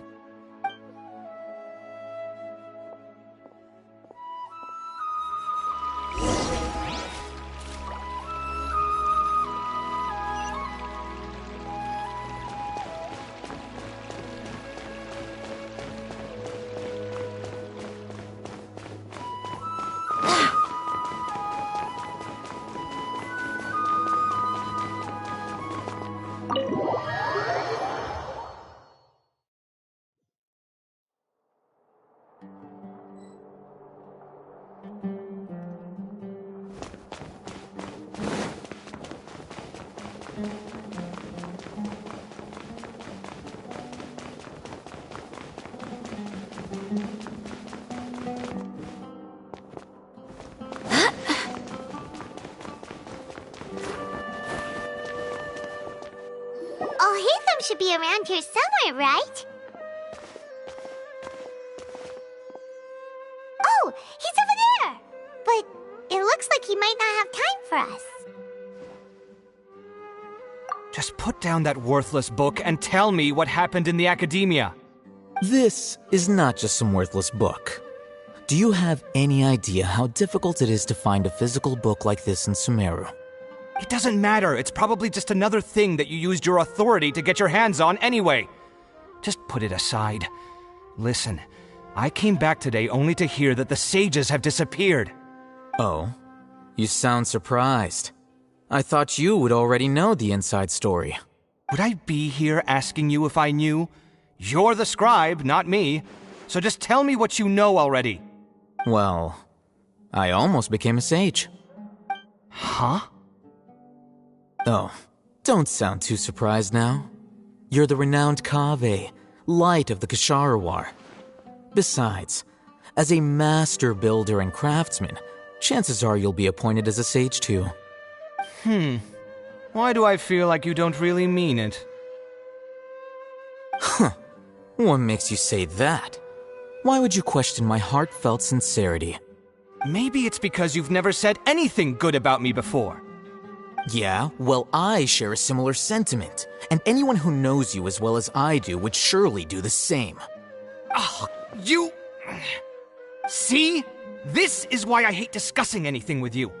Your ridiculous and arrogant attitude always gets in the way. It seems that you really can't stand my personality. Ha! What was your first clue? Well, then you might as well move out of my house. Are you threatening me? Stooping to a new low, I see. Ugh, and don't change the subject. You, a sage? What a joke. The academia might as well just close tomorrow. Are they having a fight? Forget what's going on with the academia. Haven't you been busy with your construction project? Tell me, when are you going to build yourself a mansion? Don't get me started. I get angry just thinking about it. So, what great building did our master architect work on this time? Like I need to tell you. Keep your nose out of my business. No, I think we deserve to know. Where were you when Sumeru needed you most? I was in the desert for a large project, but considering Haravatat's utter ignorance of architectural and aesthetic matters, you probably wouldn't understand. Which is truly unfortunate. I can only pity the man who doesn't understand the first thing about beauty and romance. Unlike a true... hold on, wait a second. What do you mean by when Sumeru needed me most? Well, while you were out fiddling around in the desert, many people came together to save Sumeru from a crisis. Ha! And you think I'd believe that? Look, all you really need to know is that Azar and all his accomplices have all been overthrown. Huh? What nonsense are you talking about? It's no skin off my nose if you don't believe me. It's not like my Darshan was the one trying to apply for funding from the Grand Sage. Yours, though, on the other hand... You know what? I'll ask around. I'm sure someone knows what's going on here. You're dead if I find out you're lying to me.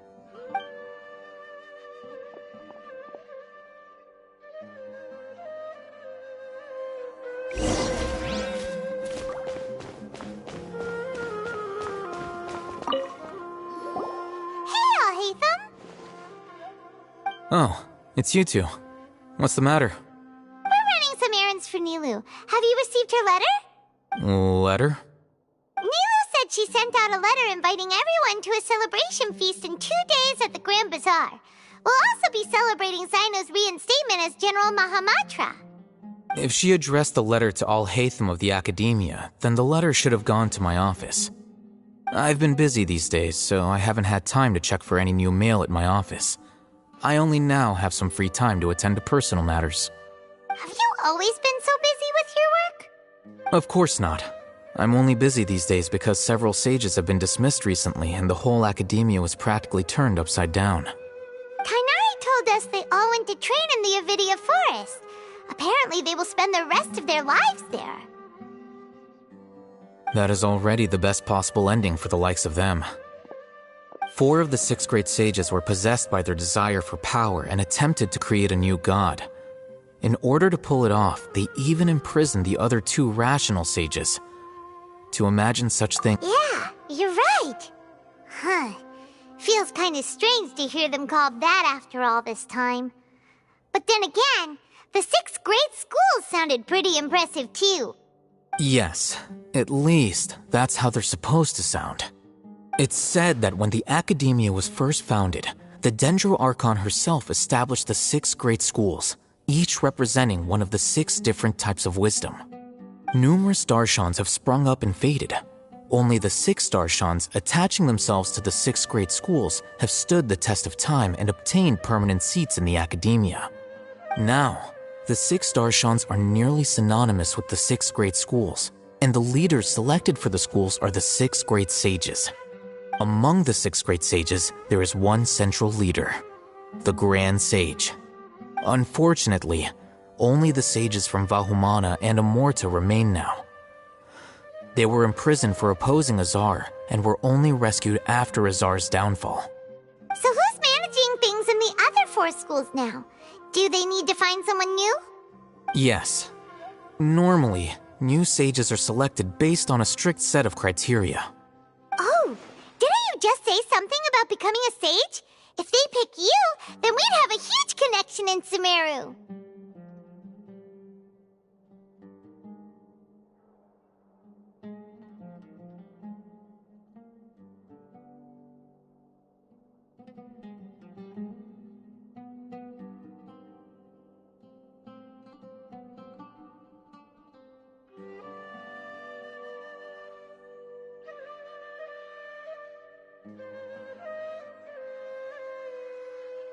Yes, about that.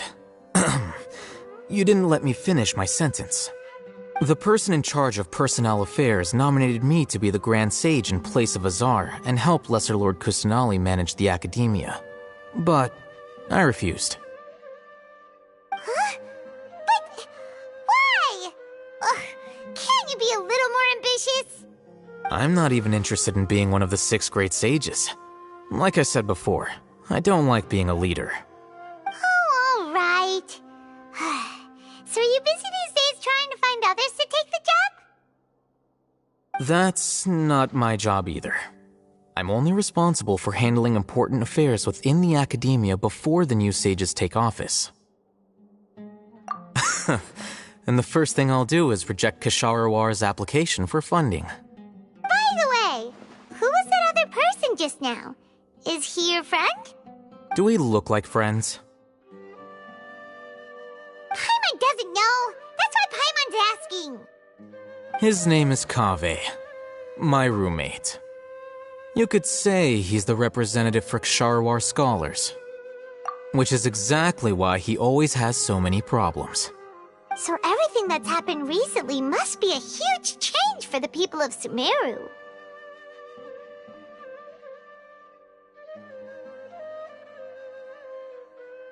Such is the work of the Academia Scribe. Well, anyway, no matter how busy you are, since you are our planner, remember to attend the celebration feast in 2 days. Alright, I'll see you there.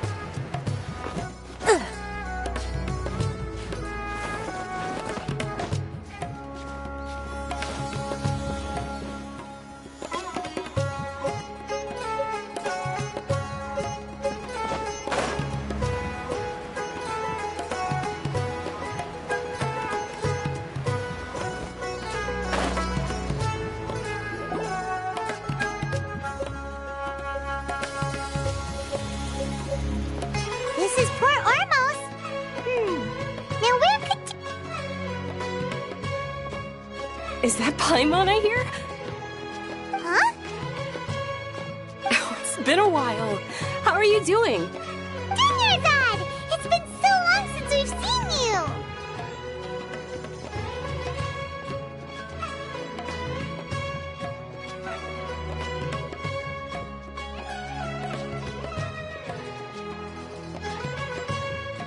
I'm doing well. I can go as far as saying I have never been happier in my entire life. I don't know if you've heard, but Elazar has completely disappeared, and all the patients have recovered. You kidding? Knowing them and the connections they've got, I'm sure they've heard about it. Yeah! That's right.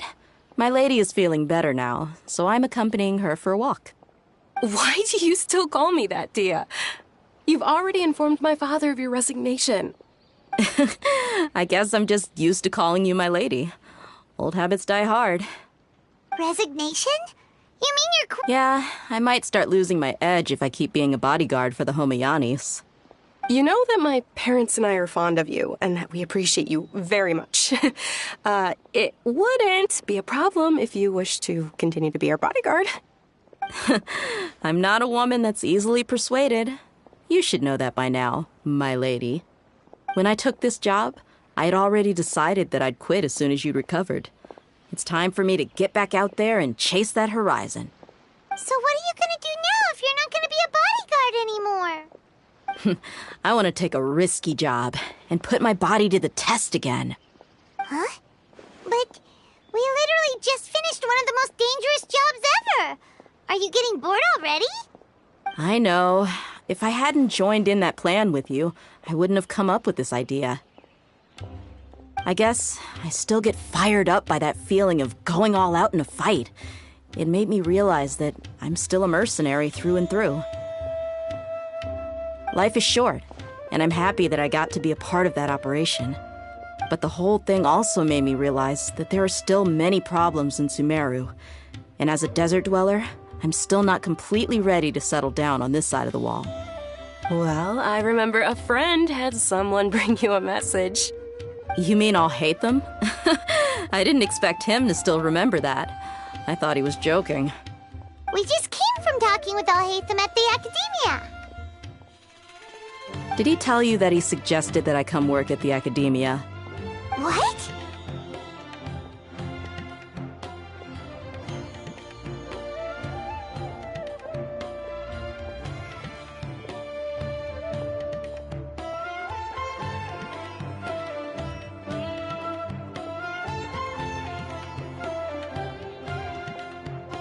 I heard that Azar and his cronies fell from power, and Alhaitham told me that now was a good time to find a job in the academia, but only if I wanted to. Whoa. Paimon can't see you being anything other than a mercenary. Me neither. But I think Dia would look great dressed up as a scholar. Ugh, forget about it. I wouldn't last 10 seconds in there. Alhaitham probably just liked the way I worked and knew I'm good in a fight, so he suggested I find some work in the academia. But you know, if you take him up on the offer, Sino might actually agree and let you become a Matra. Because you're super amazing! The Matra have all the talent they need as long as they have Sino. I prefer to be free to live however I choose. In fact, I chose this job from the very start because I knew it'd be right up my alley. Even if being a mercenary means facing all kinds of danger. A lion has to return to the wild sooner or later. If anything, being your bodyguard has been unfamiliar territory for me. I don't want to see you go, but I'll respect your decision. I'm glad to hear you say that. Come on, no need for the sad face. It's not like we'll never meet again. Once the whole Dendro Archon thing is settled, everything in Sumeru will take a turn for the better. That makes me happy too. But a peaceful society will probably mean less demand for mercenaries like me. Before long, we'll be a dying breed. So I'd better get to work while I still can. Huh? But wait a second! You make it sound like you're leaving now! Well, no, not yet at least. I promised my lady I'd stick around until next week. So, have you been in Port Ormos this entire time? We were wondering if you had received a letter from Nilu. Oh, did Nilu write to us? She heard that you were seen in Port Ormos, so she sent the letter here. Huh. It was probably sent to the inn that we're staying at. My lady has been very energetic lately and keeps taking me on hikes, staying out even into the night. By the time we get back, the receptionist is usually off napping on the job. Right, and we tend to leave quite early in the morning, so the old man on duty is also usually dozing off. So what it really sounds like is that the person on duty is always asleep. I bet the letter's at the reception desk. I'll go check later. No wonder there wasn't a reply. You never received the letter. Good thing Nilu asked us to come and check on that. Sorry to make you two come all the way out here. It must be something important for Nilu to specifically write to us like that. Yes, she said they were preparing a victory feast in the Grand Bazaar, and will also be celebrating Sino's reinstatement as General Mahamatra. She was hoping you could come. Great! I'll be sure to attend. Count me in too. But is there some sort of dress code or anything for the feast? Can I just show up looking like this? Since it's being organized by Nilu, I don't think she'll be too picky about that. If anything, I think she wants to see us as our most natural selves. All right, then this is how I'll show up. The feast will be held in 2 days, so don't forget. Sure. Thank you so much for letting us know. We'll see you there. Oh, by the way, do you happen to know where Sino and Raman are? The General Mahamatra always comes and goes without a trace. Normally no one knows his whereabouts. Oh. But last time we met, he mentioned that he had something to do in Aru village. You can try your luck there. As for Raman, your guess is as good as mine. I only remember he said that he had something to discuss with Sino. You can ask Sino when you meet him. Don't mention it. You'd better get go- All right, on to our next stop.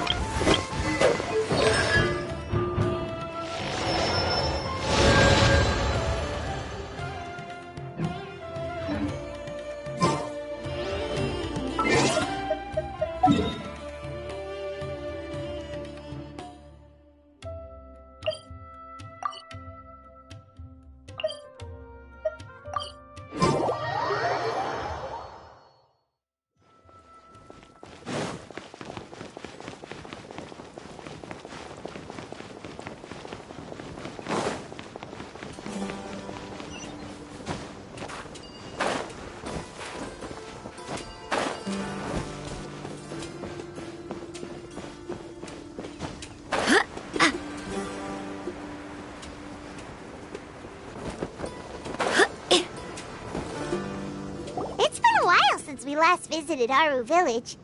Ah, there's Sino!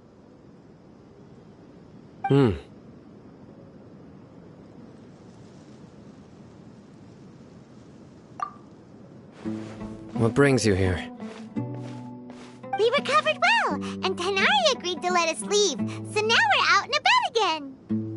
It seems Gandharvaville's medical treatment is still as good as ever. And Tanari is recovering well, too.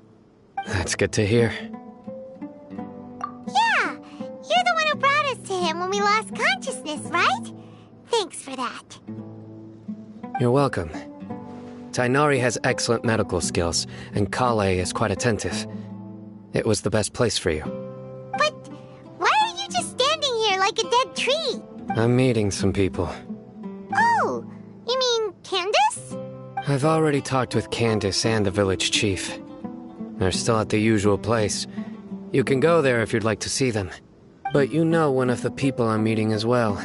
Oh, by King Deshret's blessing, my friend suddenly appears in the desert. Don't tell me you've run into trouble and need us to help now. Roman! And... huh? Sataria? Oh, you know me?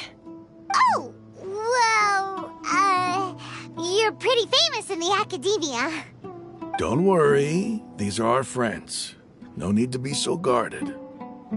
I see. I'm doing well. Many good things have happened recently. Same here. Really, I feel that my whole life has started to shine after suddenly finding a new direction. Oh, tell us everything. Yeah, you go ahead. Alright, well, I suppose I should start by saying I've decided to leave the academia. What?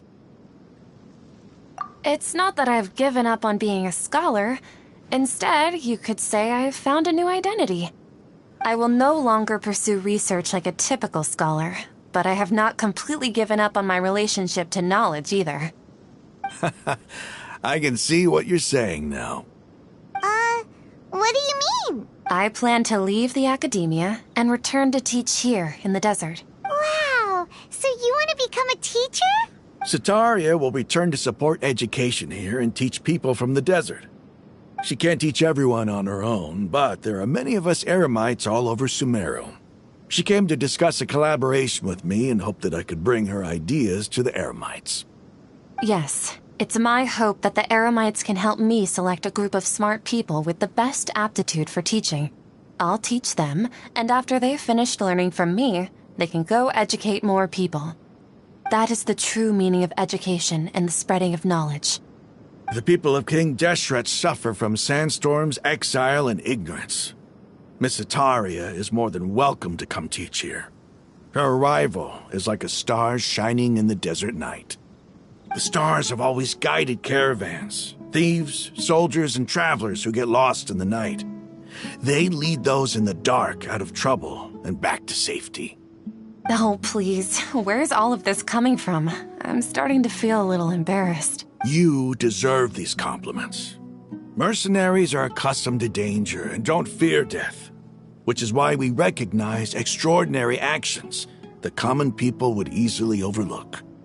Sataria's idea will bring much good to many people. At first, I feared it was destined to fail. Everyone knows that the academia doesn't allow scholars to teach in the desert without permission. As you know, all knowledge is under their surveillance and control, and very few desert dwellers are as lucky as me. But what I heard at that time has been haunting my heart, as if there were lightning bolts constantly bombarding my soul. Sataria, you tread a treacherous path, and the longer you ignore it, the tighter the academia's grasp on you will become. Sataria, why haven't you gone home? Never forget that the desert that belongs to you lies elsewhere. Miss. These words sparked something in me, and I knew that I had to bring something back to my people after going home. I gathered up the courage to approach the Grand Sage, only to find that he was no longer at the academia. Lord Sino... Azar has received much-needed punishment. Though, if you ask me, It may have been too light. Lord Sino helped me obtain permission to leave the academia for the desert, and accompanied me here to discuss collaboration with members of the Eremites. My plan was able to go smoothly thanks. Aside from that, I also have some other business to discuss with Sino. Lesser Lord Kusanali has allocated many resources to support and develop the desert. I've done some business for her, and part of it required the assistance of the Eremites. I applied for a few batches of educational materials from the academia, and sent them to several groups in the desert, as instructed by Lesser Lord Kusanali. I believe the people will make good use of them. That's exactly what the people here need. Physical books and to get our hands on them. Apart from this, the academia is also recruiting scholars that are willing to teach in the desert. I'll let you and Satarian know as soon as I have any more news. We must be persistent about this, and maintain these resources to ensure long-term effectiveness. This is the first time in hundreds of years we've had a glimmer of hope. I think this may be the turning point for the desert. Remember these words. Here lies our faithful priest, Kasala. His wisdom is a miracle among the people, deserving of high praise and admiration. I hope people with wisdom like that priest will rise again among the desert dwellers. Then we'll once again see the wisdom and glory that once shook the world. Enough about us. Are you here to discuss some business too? No, not at all. We're actually here on behalf of Nilu. Nilu wanted to write to everyone, but she wasn't sure where the letters should be sent, so she asked us to come find everyone personally. A celebration feast will be held in 2 days at the Grand Bazaar. She hopes that all of you will be able to attend. At the feast, we'll also be celebrating Sino's reinstatement as General Mahamatra. Although, judging from your appearance, it seems you've already been reinstated. Paimon thought you would only start working for the Academia after the feast. Celebration? Feast? It's the first I've heard of it. Tainari was right. He really did. This feast is for you, Sino. It's rare to see that kind of expression from Lord Sino. You must not like feasts very much. No, not really. But I'll go. Well, I still have a lot to handle here. Besides, I need to look after Miss Sataria in the desert, so I'll have to pass. I'm afraid I won't be able to join you. Although, if you'd be so kind, the messages. I'm sorry for how I treated you before, but now I understand the beauty of your dance. It's like a light shining in the sky. You and the art you symbolize are not only beautiful, but also lively and powerful, so much so that it was prohibited. Please keep dancing, and someday, I'll be able to appreciate your art in person. Okay, we've got all that down. Our job here is complete as well. Oh, Got it.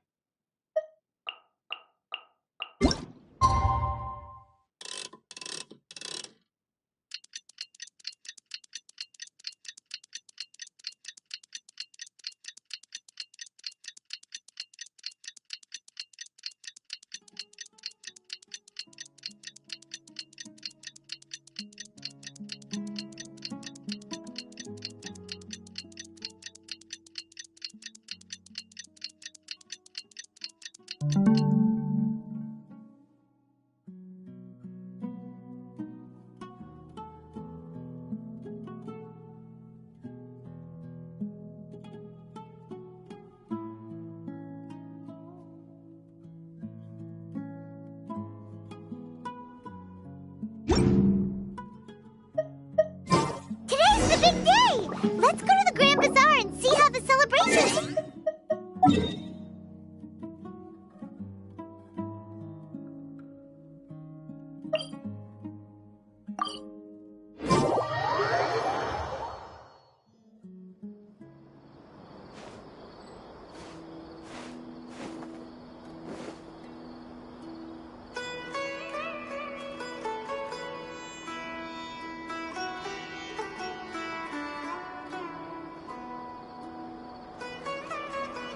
Onwards! We have work to do.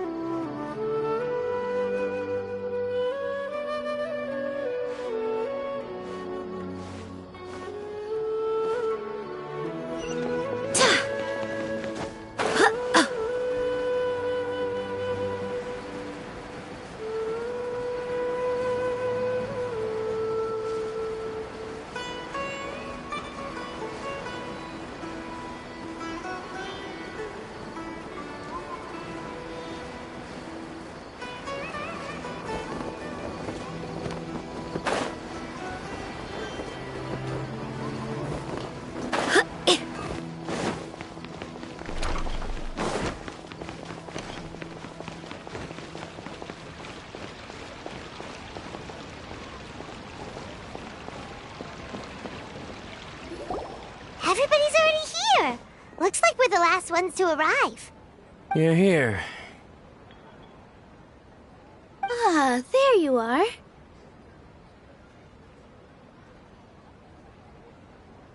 Well, look who finally decided to show up. You look like you came here immediately after finishing up some work.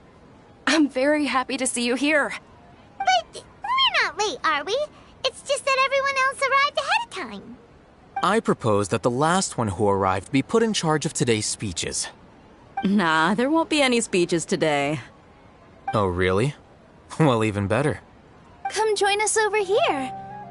Let's share some great food and drinks, and chat about all sorts of fun things. Everything looks quite good. Wow! Paimon can't wait! Traveler, just look at all the delicious food here!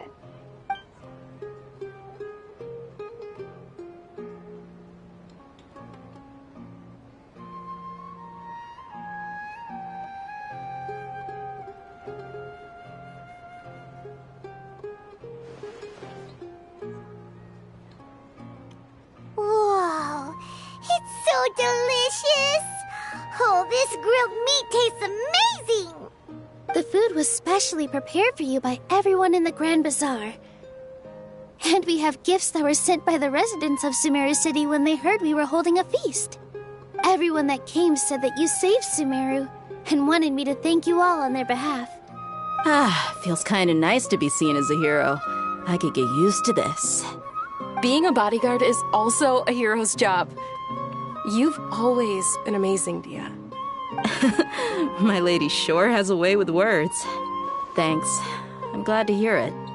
And I'm happy to meet everyone that participated in the great plan. Don't mention it. Come to think of it, we've really done something impressive together. It's unbelievable.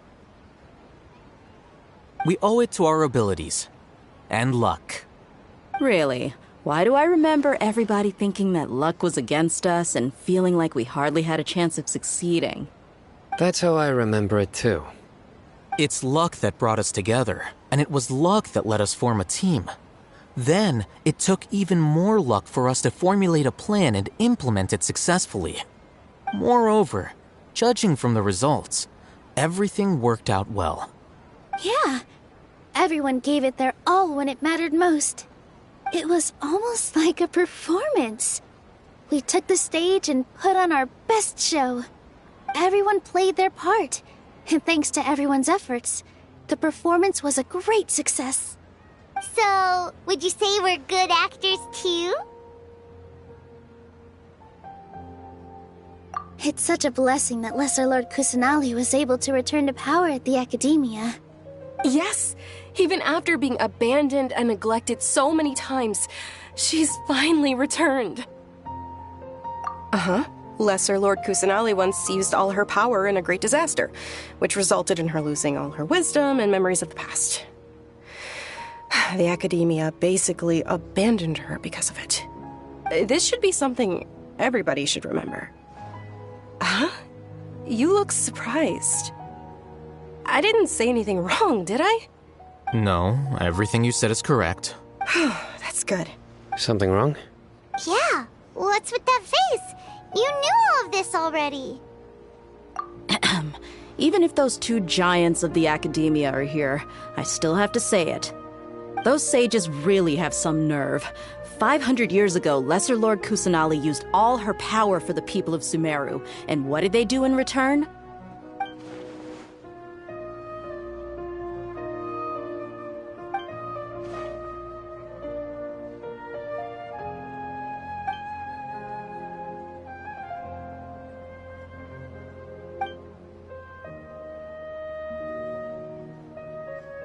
If you bite the hand that feeds you, don't act surprised when it turns into a knuckle sandwich, right, Sino?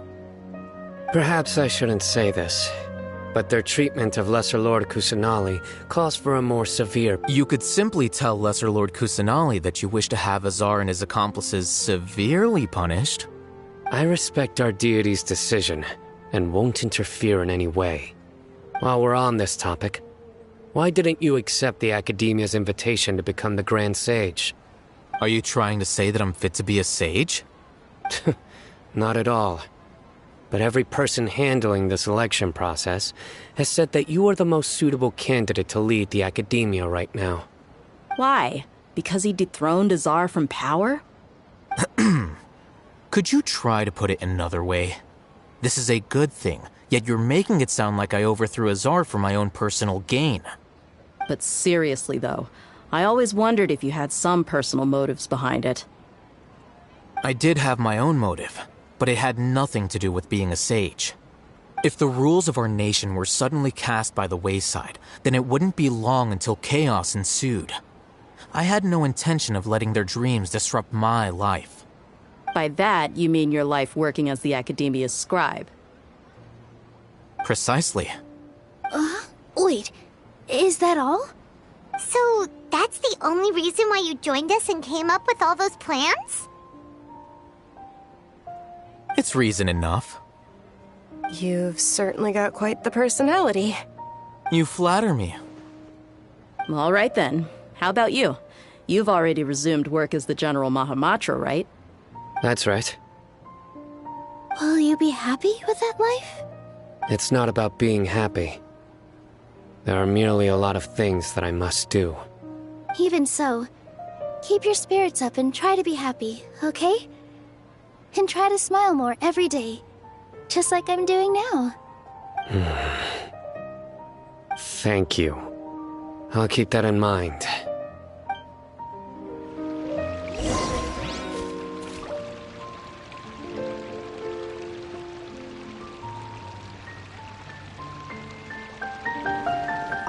There you are, traveler. Well, how is it? Are you enjoying the feast today?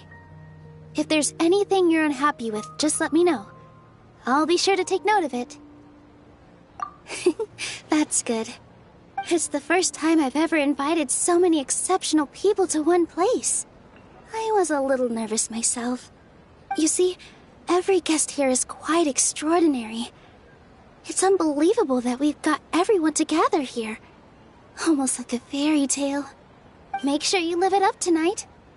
I'll be happy as long as you're enjoying yourselves. I'm honored to have her think of me this way.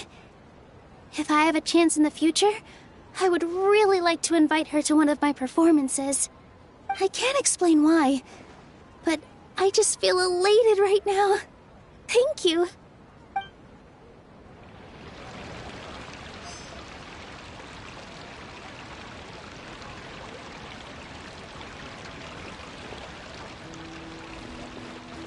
I seldom participate in such lively gatherings, but the atmosphere here is quite good. No, this gathering today has a unique meaning. The Grand Bazaar is lively because the people here feel happiness from the bottom of their hearts. Unlike the farces at the Academia. That happiness is an emotion that'll be forever alien to those bookworms who have driven themselves insane by studying. I seem to have taken both keys when I left the house. Oh well.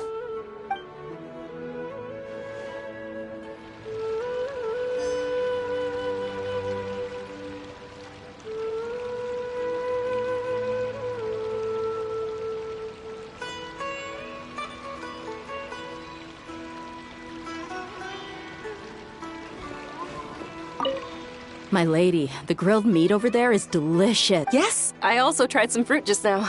Oh, they're very sweet. What an amazing place to relax. No wonder everybody likes to rest at the Grand Bazaar. You said it. Oh, look who else is here. Hello. Oh, I'm so happy Nilu invited everybody. Oh, now I have the chance. Hey, less of that polite chit-chat and more eating and drinking. The feast is about having fun, not stuffy formalities.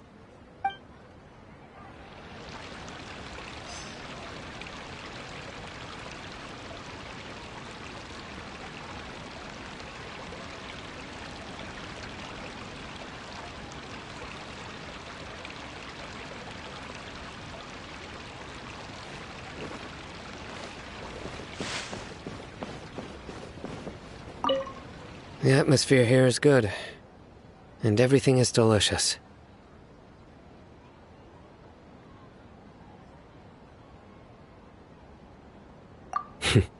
Yeah, I don't often come to such places, but it feels quite good. I have a lot to handle these days.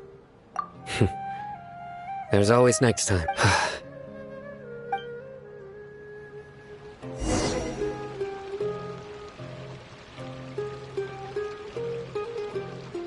Hey, what's wrong? Your head is starting to droop.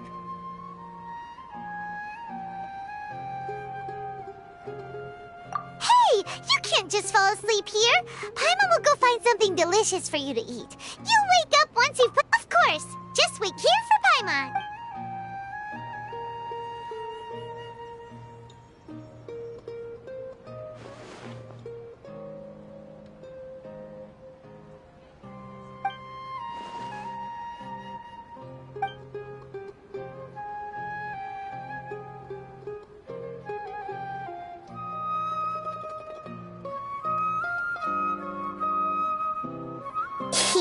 It's me.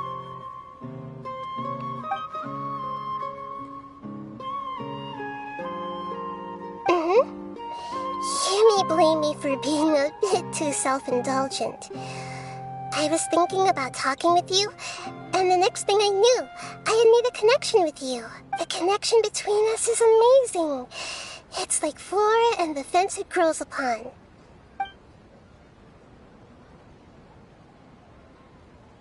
I heard there's an amazing celebration feast today at the Grand Bazaar. I wanted to have a look for myself, so I snuck in.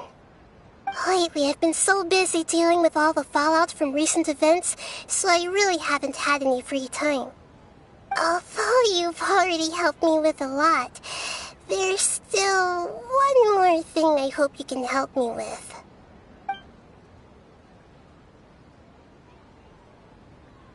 Please say thank you to everyone for me.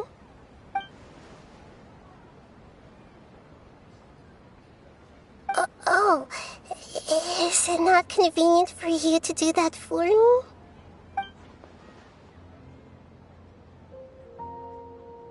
But if I just show up all of a sudden, people will become all quiet and stiff, won't they? What if I end up scaring them and ruining this wonderful feast? That'd be the last thing I want.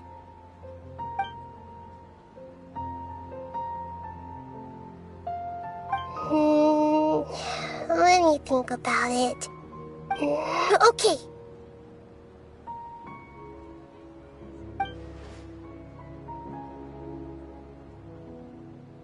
Yes, I have.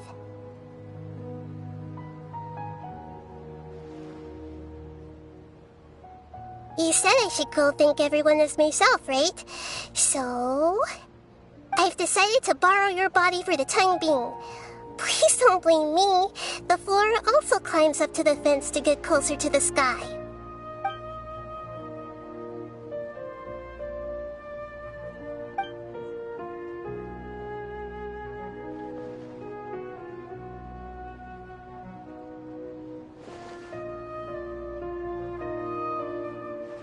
everyone! Are you awake now? Paimon was just about to bring you the food. It's me. Huh? That voice. Nahida? Hold up, what's going on? I didn't expect to have a conversation with the consciousness of Lesser Lord Kusanali in the Grand Bazaar. Interesting. Is this also a part of the feast?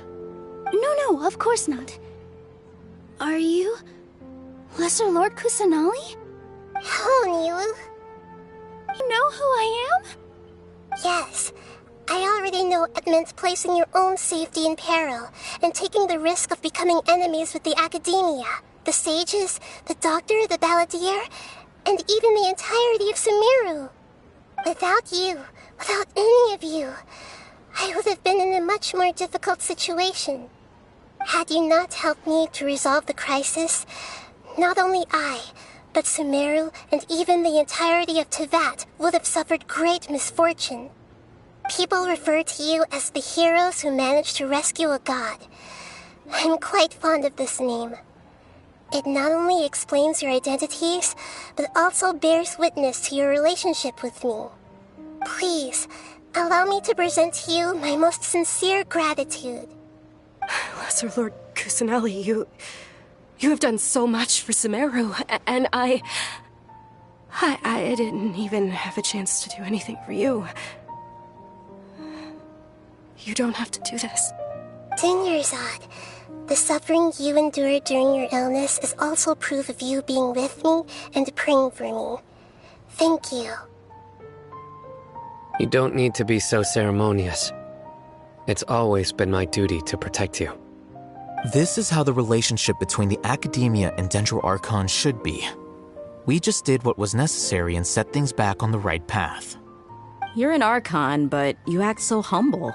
You really don't need to be so polite with us. I'm honored to have been able to take part in this plan. I hoped you liked the dance I dedicated to you. Thank you, all of you. Thank you so much.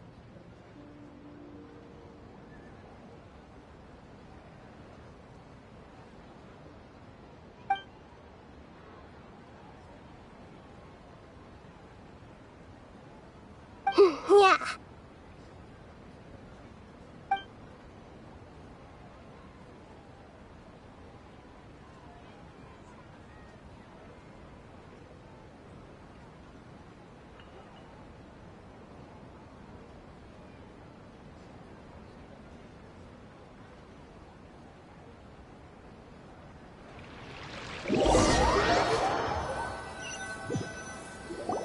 Are you awake?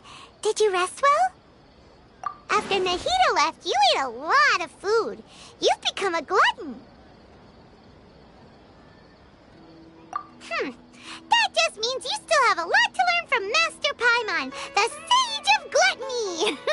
All right, since you're awake now, should we go and have a chat with Nahida? She should be in the Academia right about now. If you have any questions, now's your chance to ask.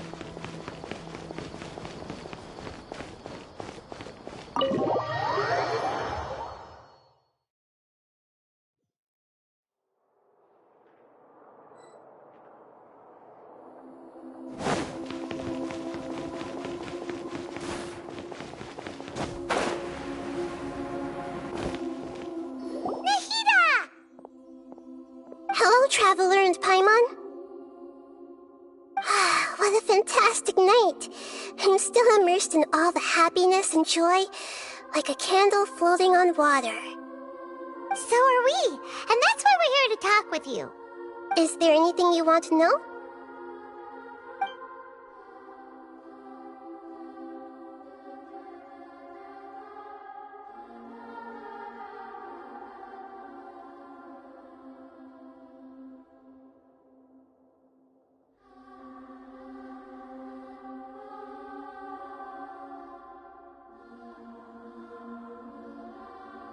After recent events, the Akasha can no longer function as it used to. I've given it some thought, and have decided to shut it down permanently. But this is definitely not a bad thing. Even from the beginning, I've been planning to shut it down. The Akasha's centralized administration of knowledge has always restrained people's curiosity. Although people may initially feel a little uncomfortable with the loss of the Akasha, and as for the future of Sumeru, the former sages have received their punishment, but the new sages have yet. I hope that the new 6 great sages will be more. The other big issue is the people of King Deshret. I've already taken some measures to...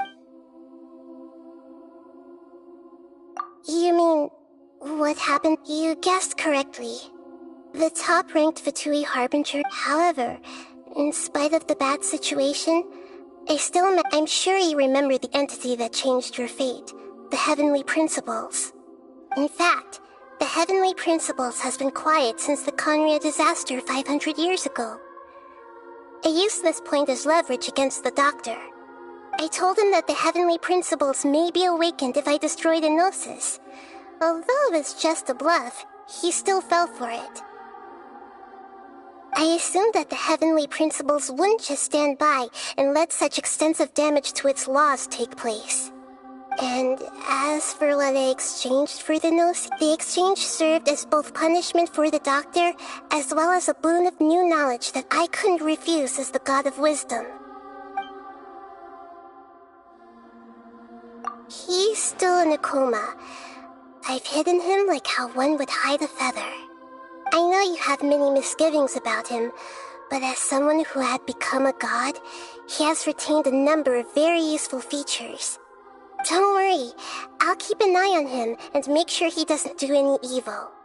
In addition, there are still some mysteries left in him. Some things may be very clear from my perspective, but he is still yet to understand them himself. His future will be determined by fate. Is that where you're headed next? Fontaine, the Nation of Justice? As far as I know, that nation operates in a judicial system. Does their Archon personally judge people? No, there's a Chief Justice in Fontaine. Generally speaking, the Hydra Archon, Focalor, won't preside over individual trials. However, even then, Focalor will still make herself present as Archon. She still reserves the right. Anyway, let's just say she's got...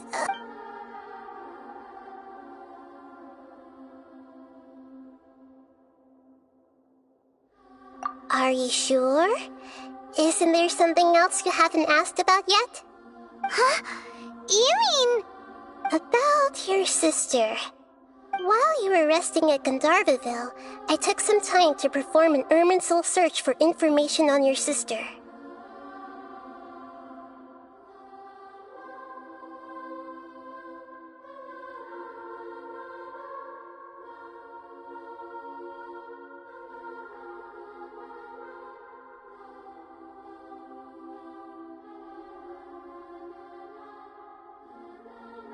Yeah! Isn't Irminsul a repository for all the information and memories of Teyvat?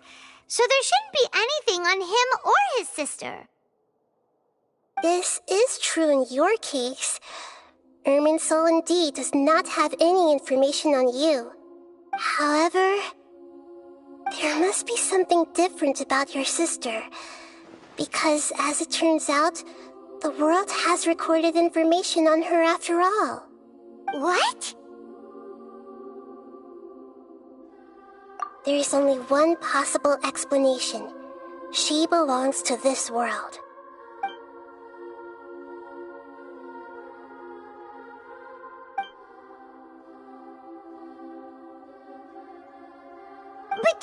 Nothing about this makes any sense!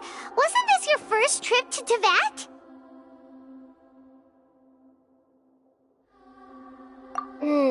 According to the records I was able to access, your sibling suddenly appeared in Conria. After the Conria disaster, she began her journey through the 7 nations of Teyvat. But just as her journey was about to reach its conclusion, the Irminsul records on her suddenly become fuzzy. What do you mean, fuzzy? Did something happen to her? All I know for sure is that somebody, for reasons only they can know, is deliberately obfuscating her fate. And whoever it is, if they can do that, who knows what else they're capable of.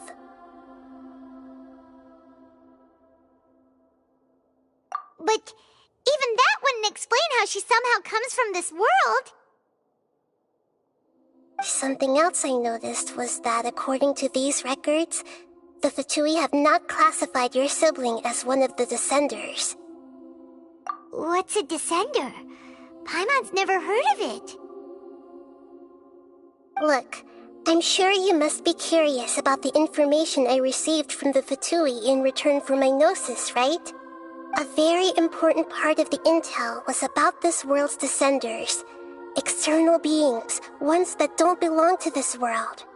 Traveler, you are Teyvat's 4th Descender. Huh? So the Fatui count 3 other Descenders before the Traveler, and his sister isn't even one of them? That's right. My current hypothesis is that the first Descender was likely what we now call the Heavenly Principles. As for the other Descenders, I still need to verify their existence. It could take me some time. Paimon's head's about to burst from all this crazy new information. And yet, even knowing all this, I'm sure you must still have a lot of unanswered questions. I must say, I truly regret that I can't help you more as the God of Wisdom. There are many questions in my heart as well. I will need some time to go through each one of them. And soon, you'll also begin your journey anew and depart from Sumeru. I'm very interested in your future. It's a journey that can't be observed or recorded by this world.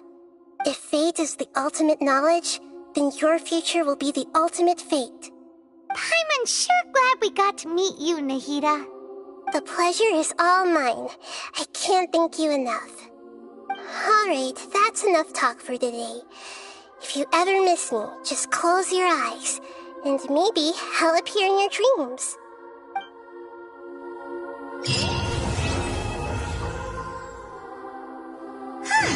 Seems Jean wants our help with something.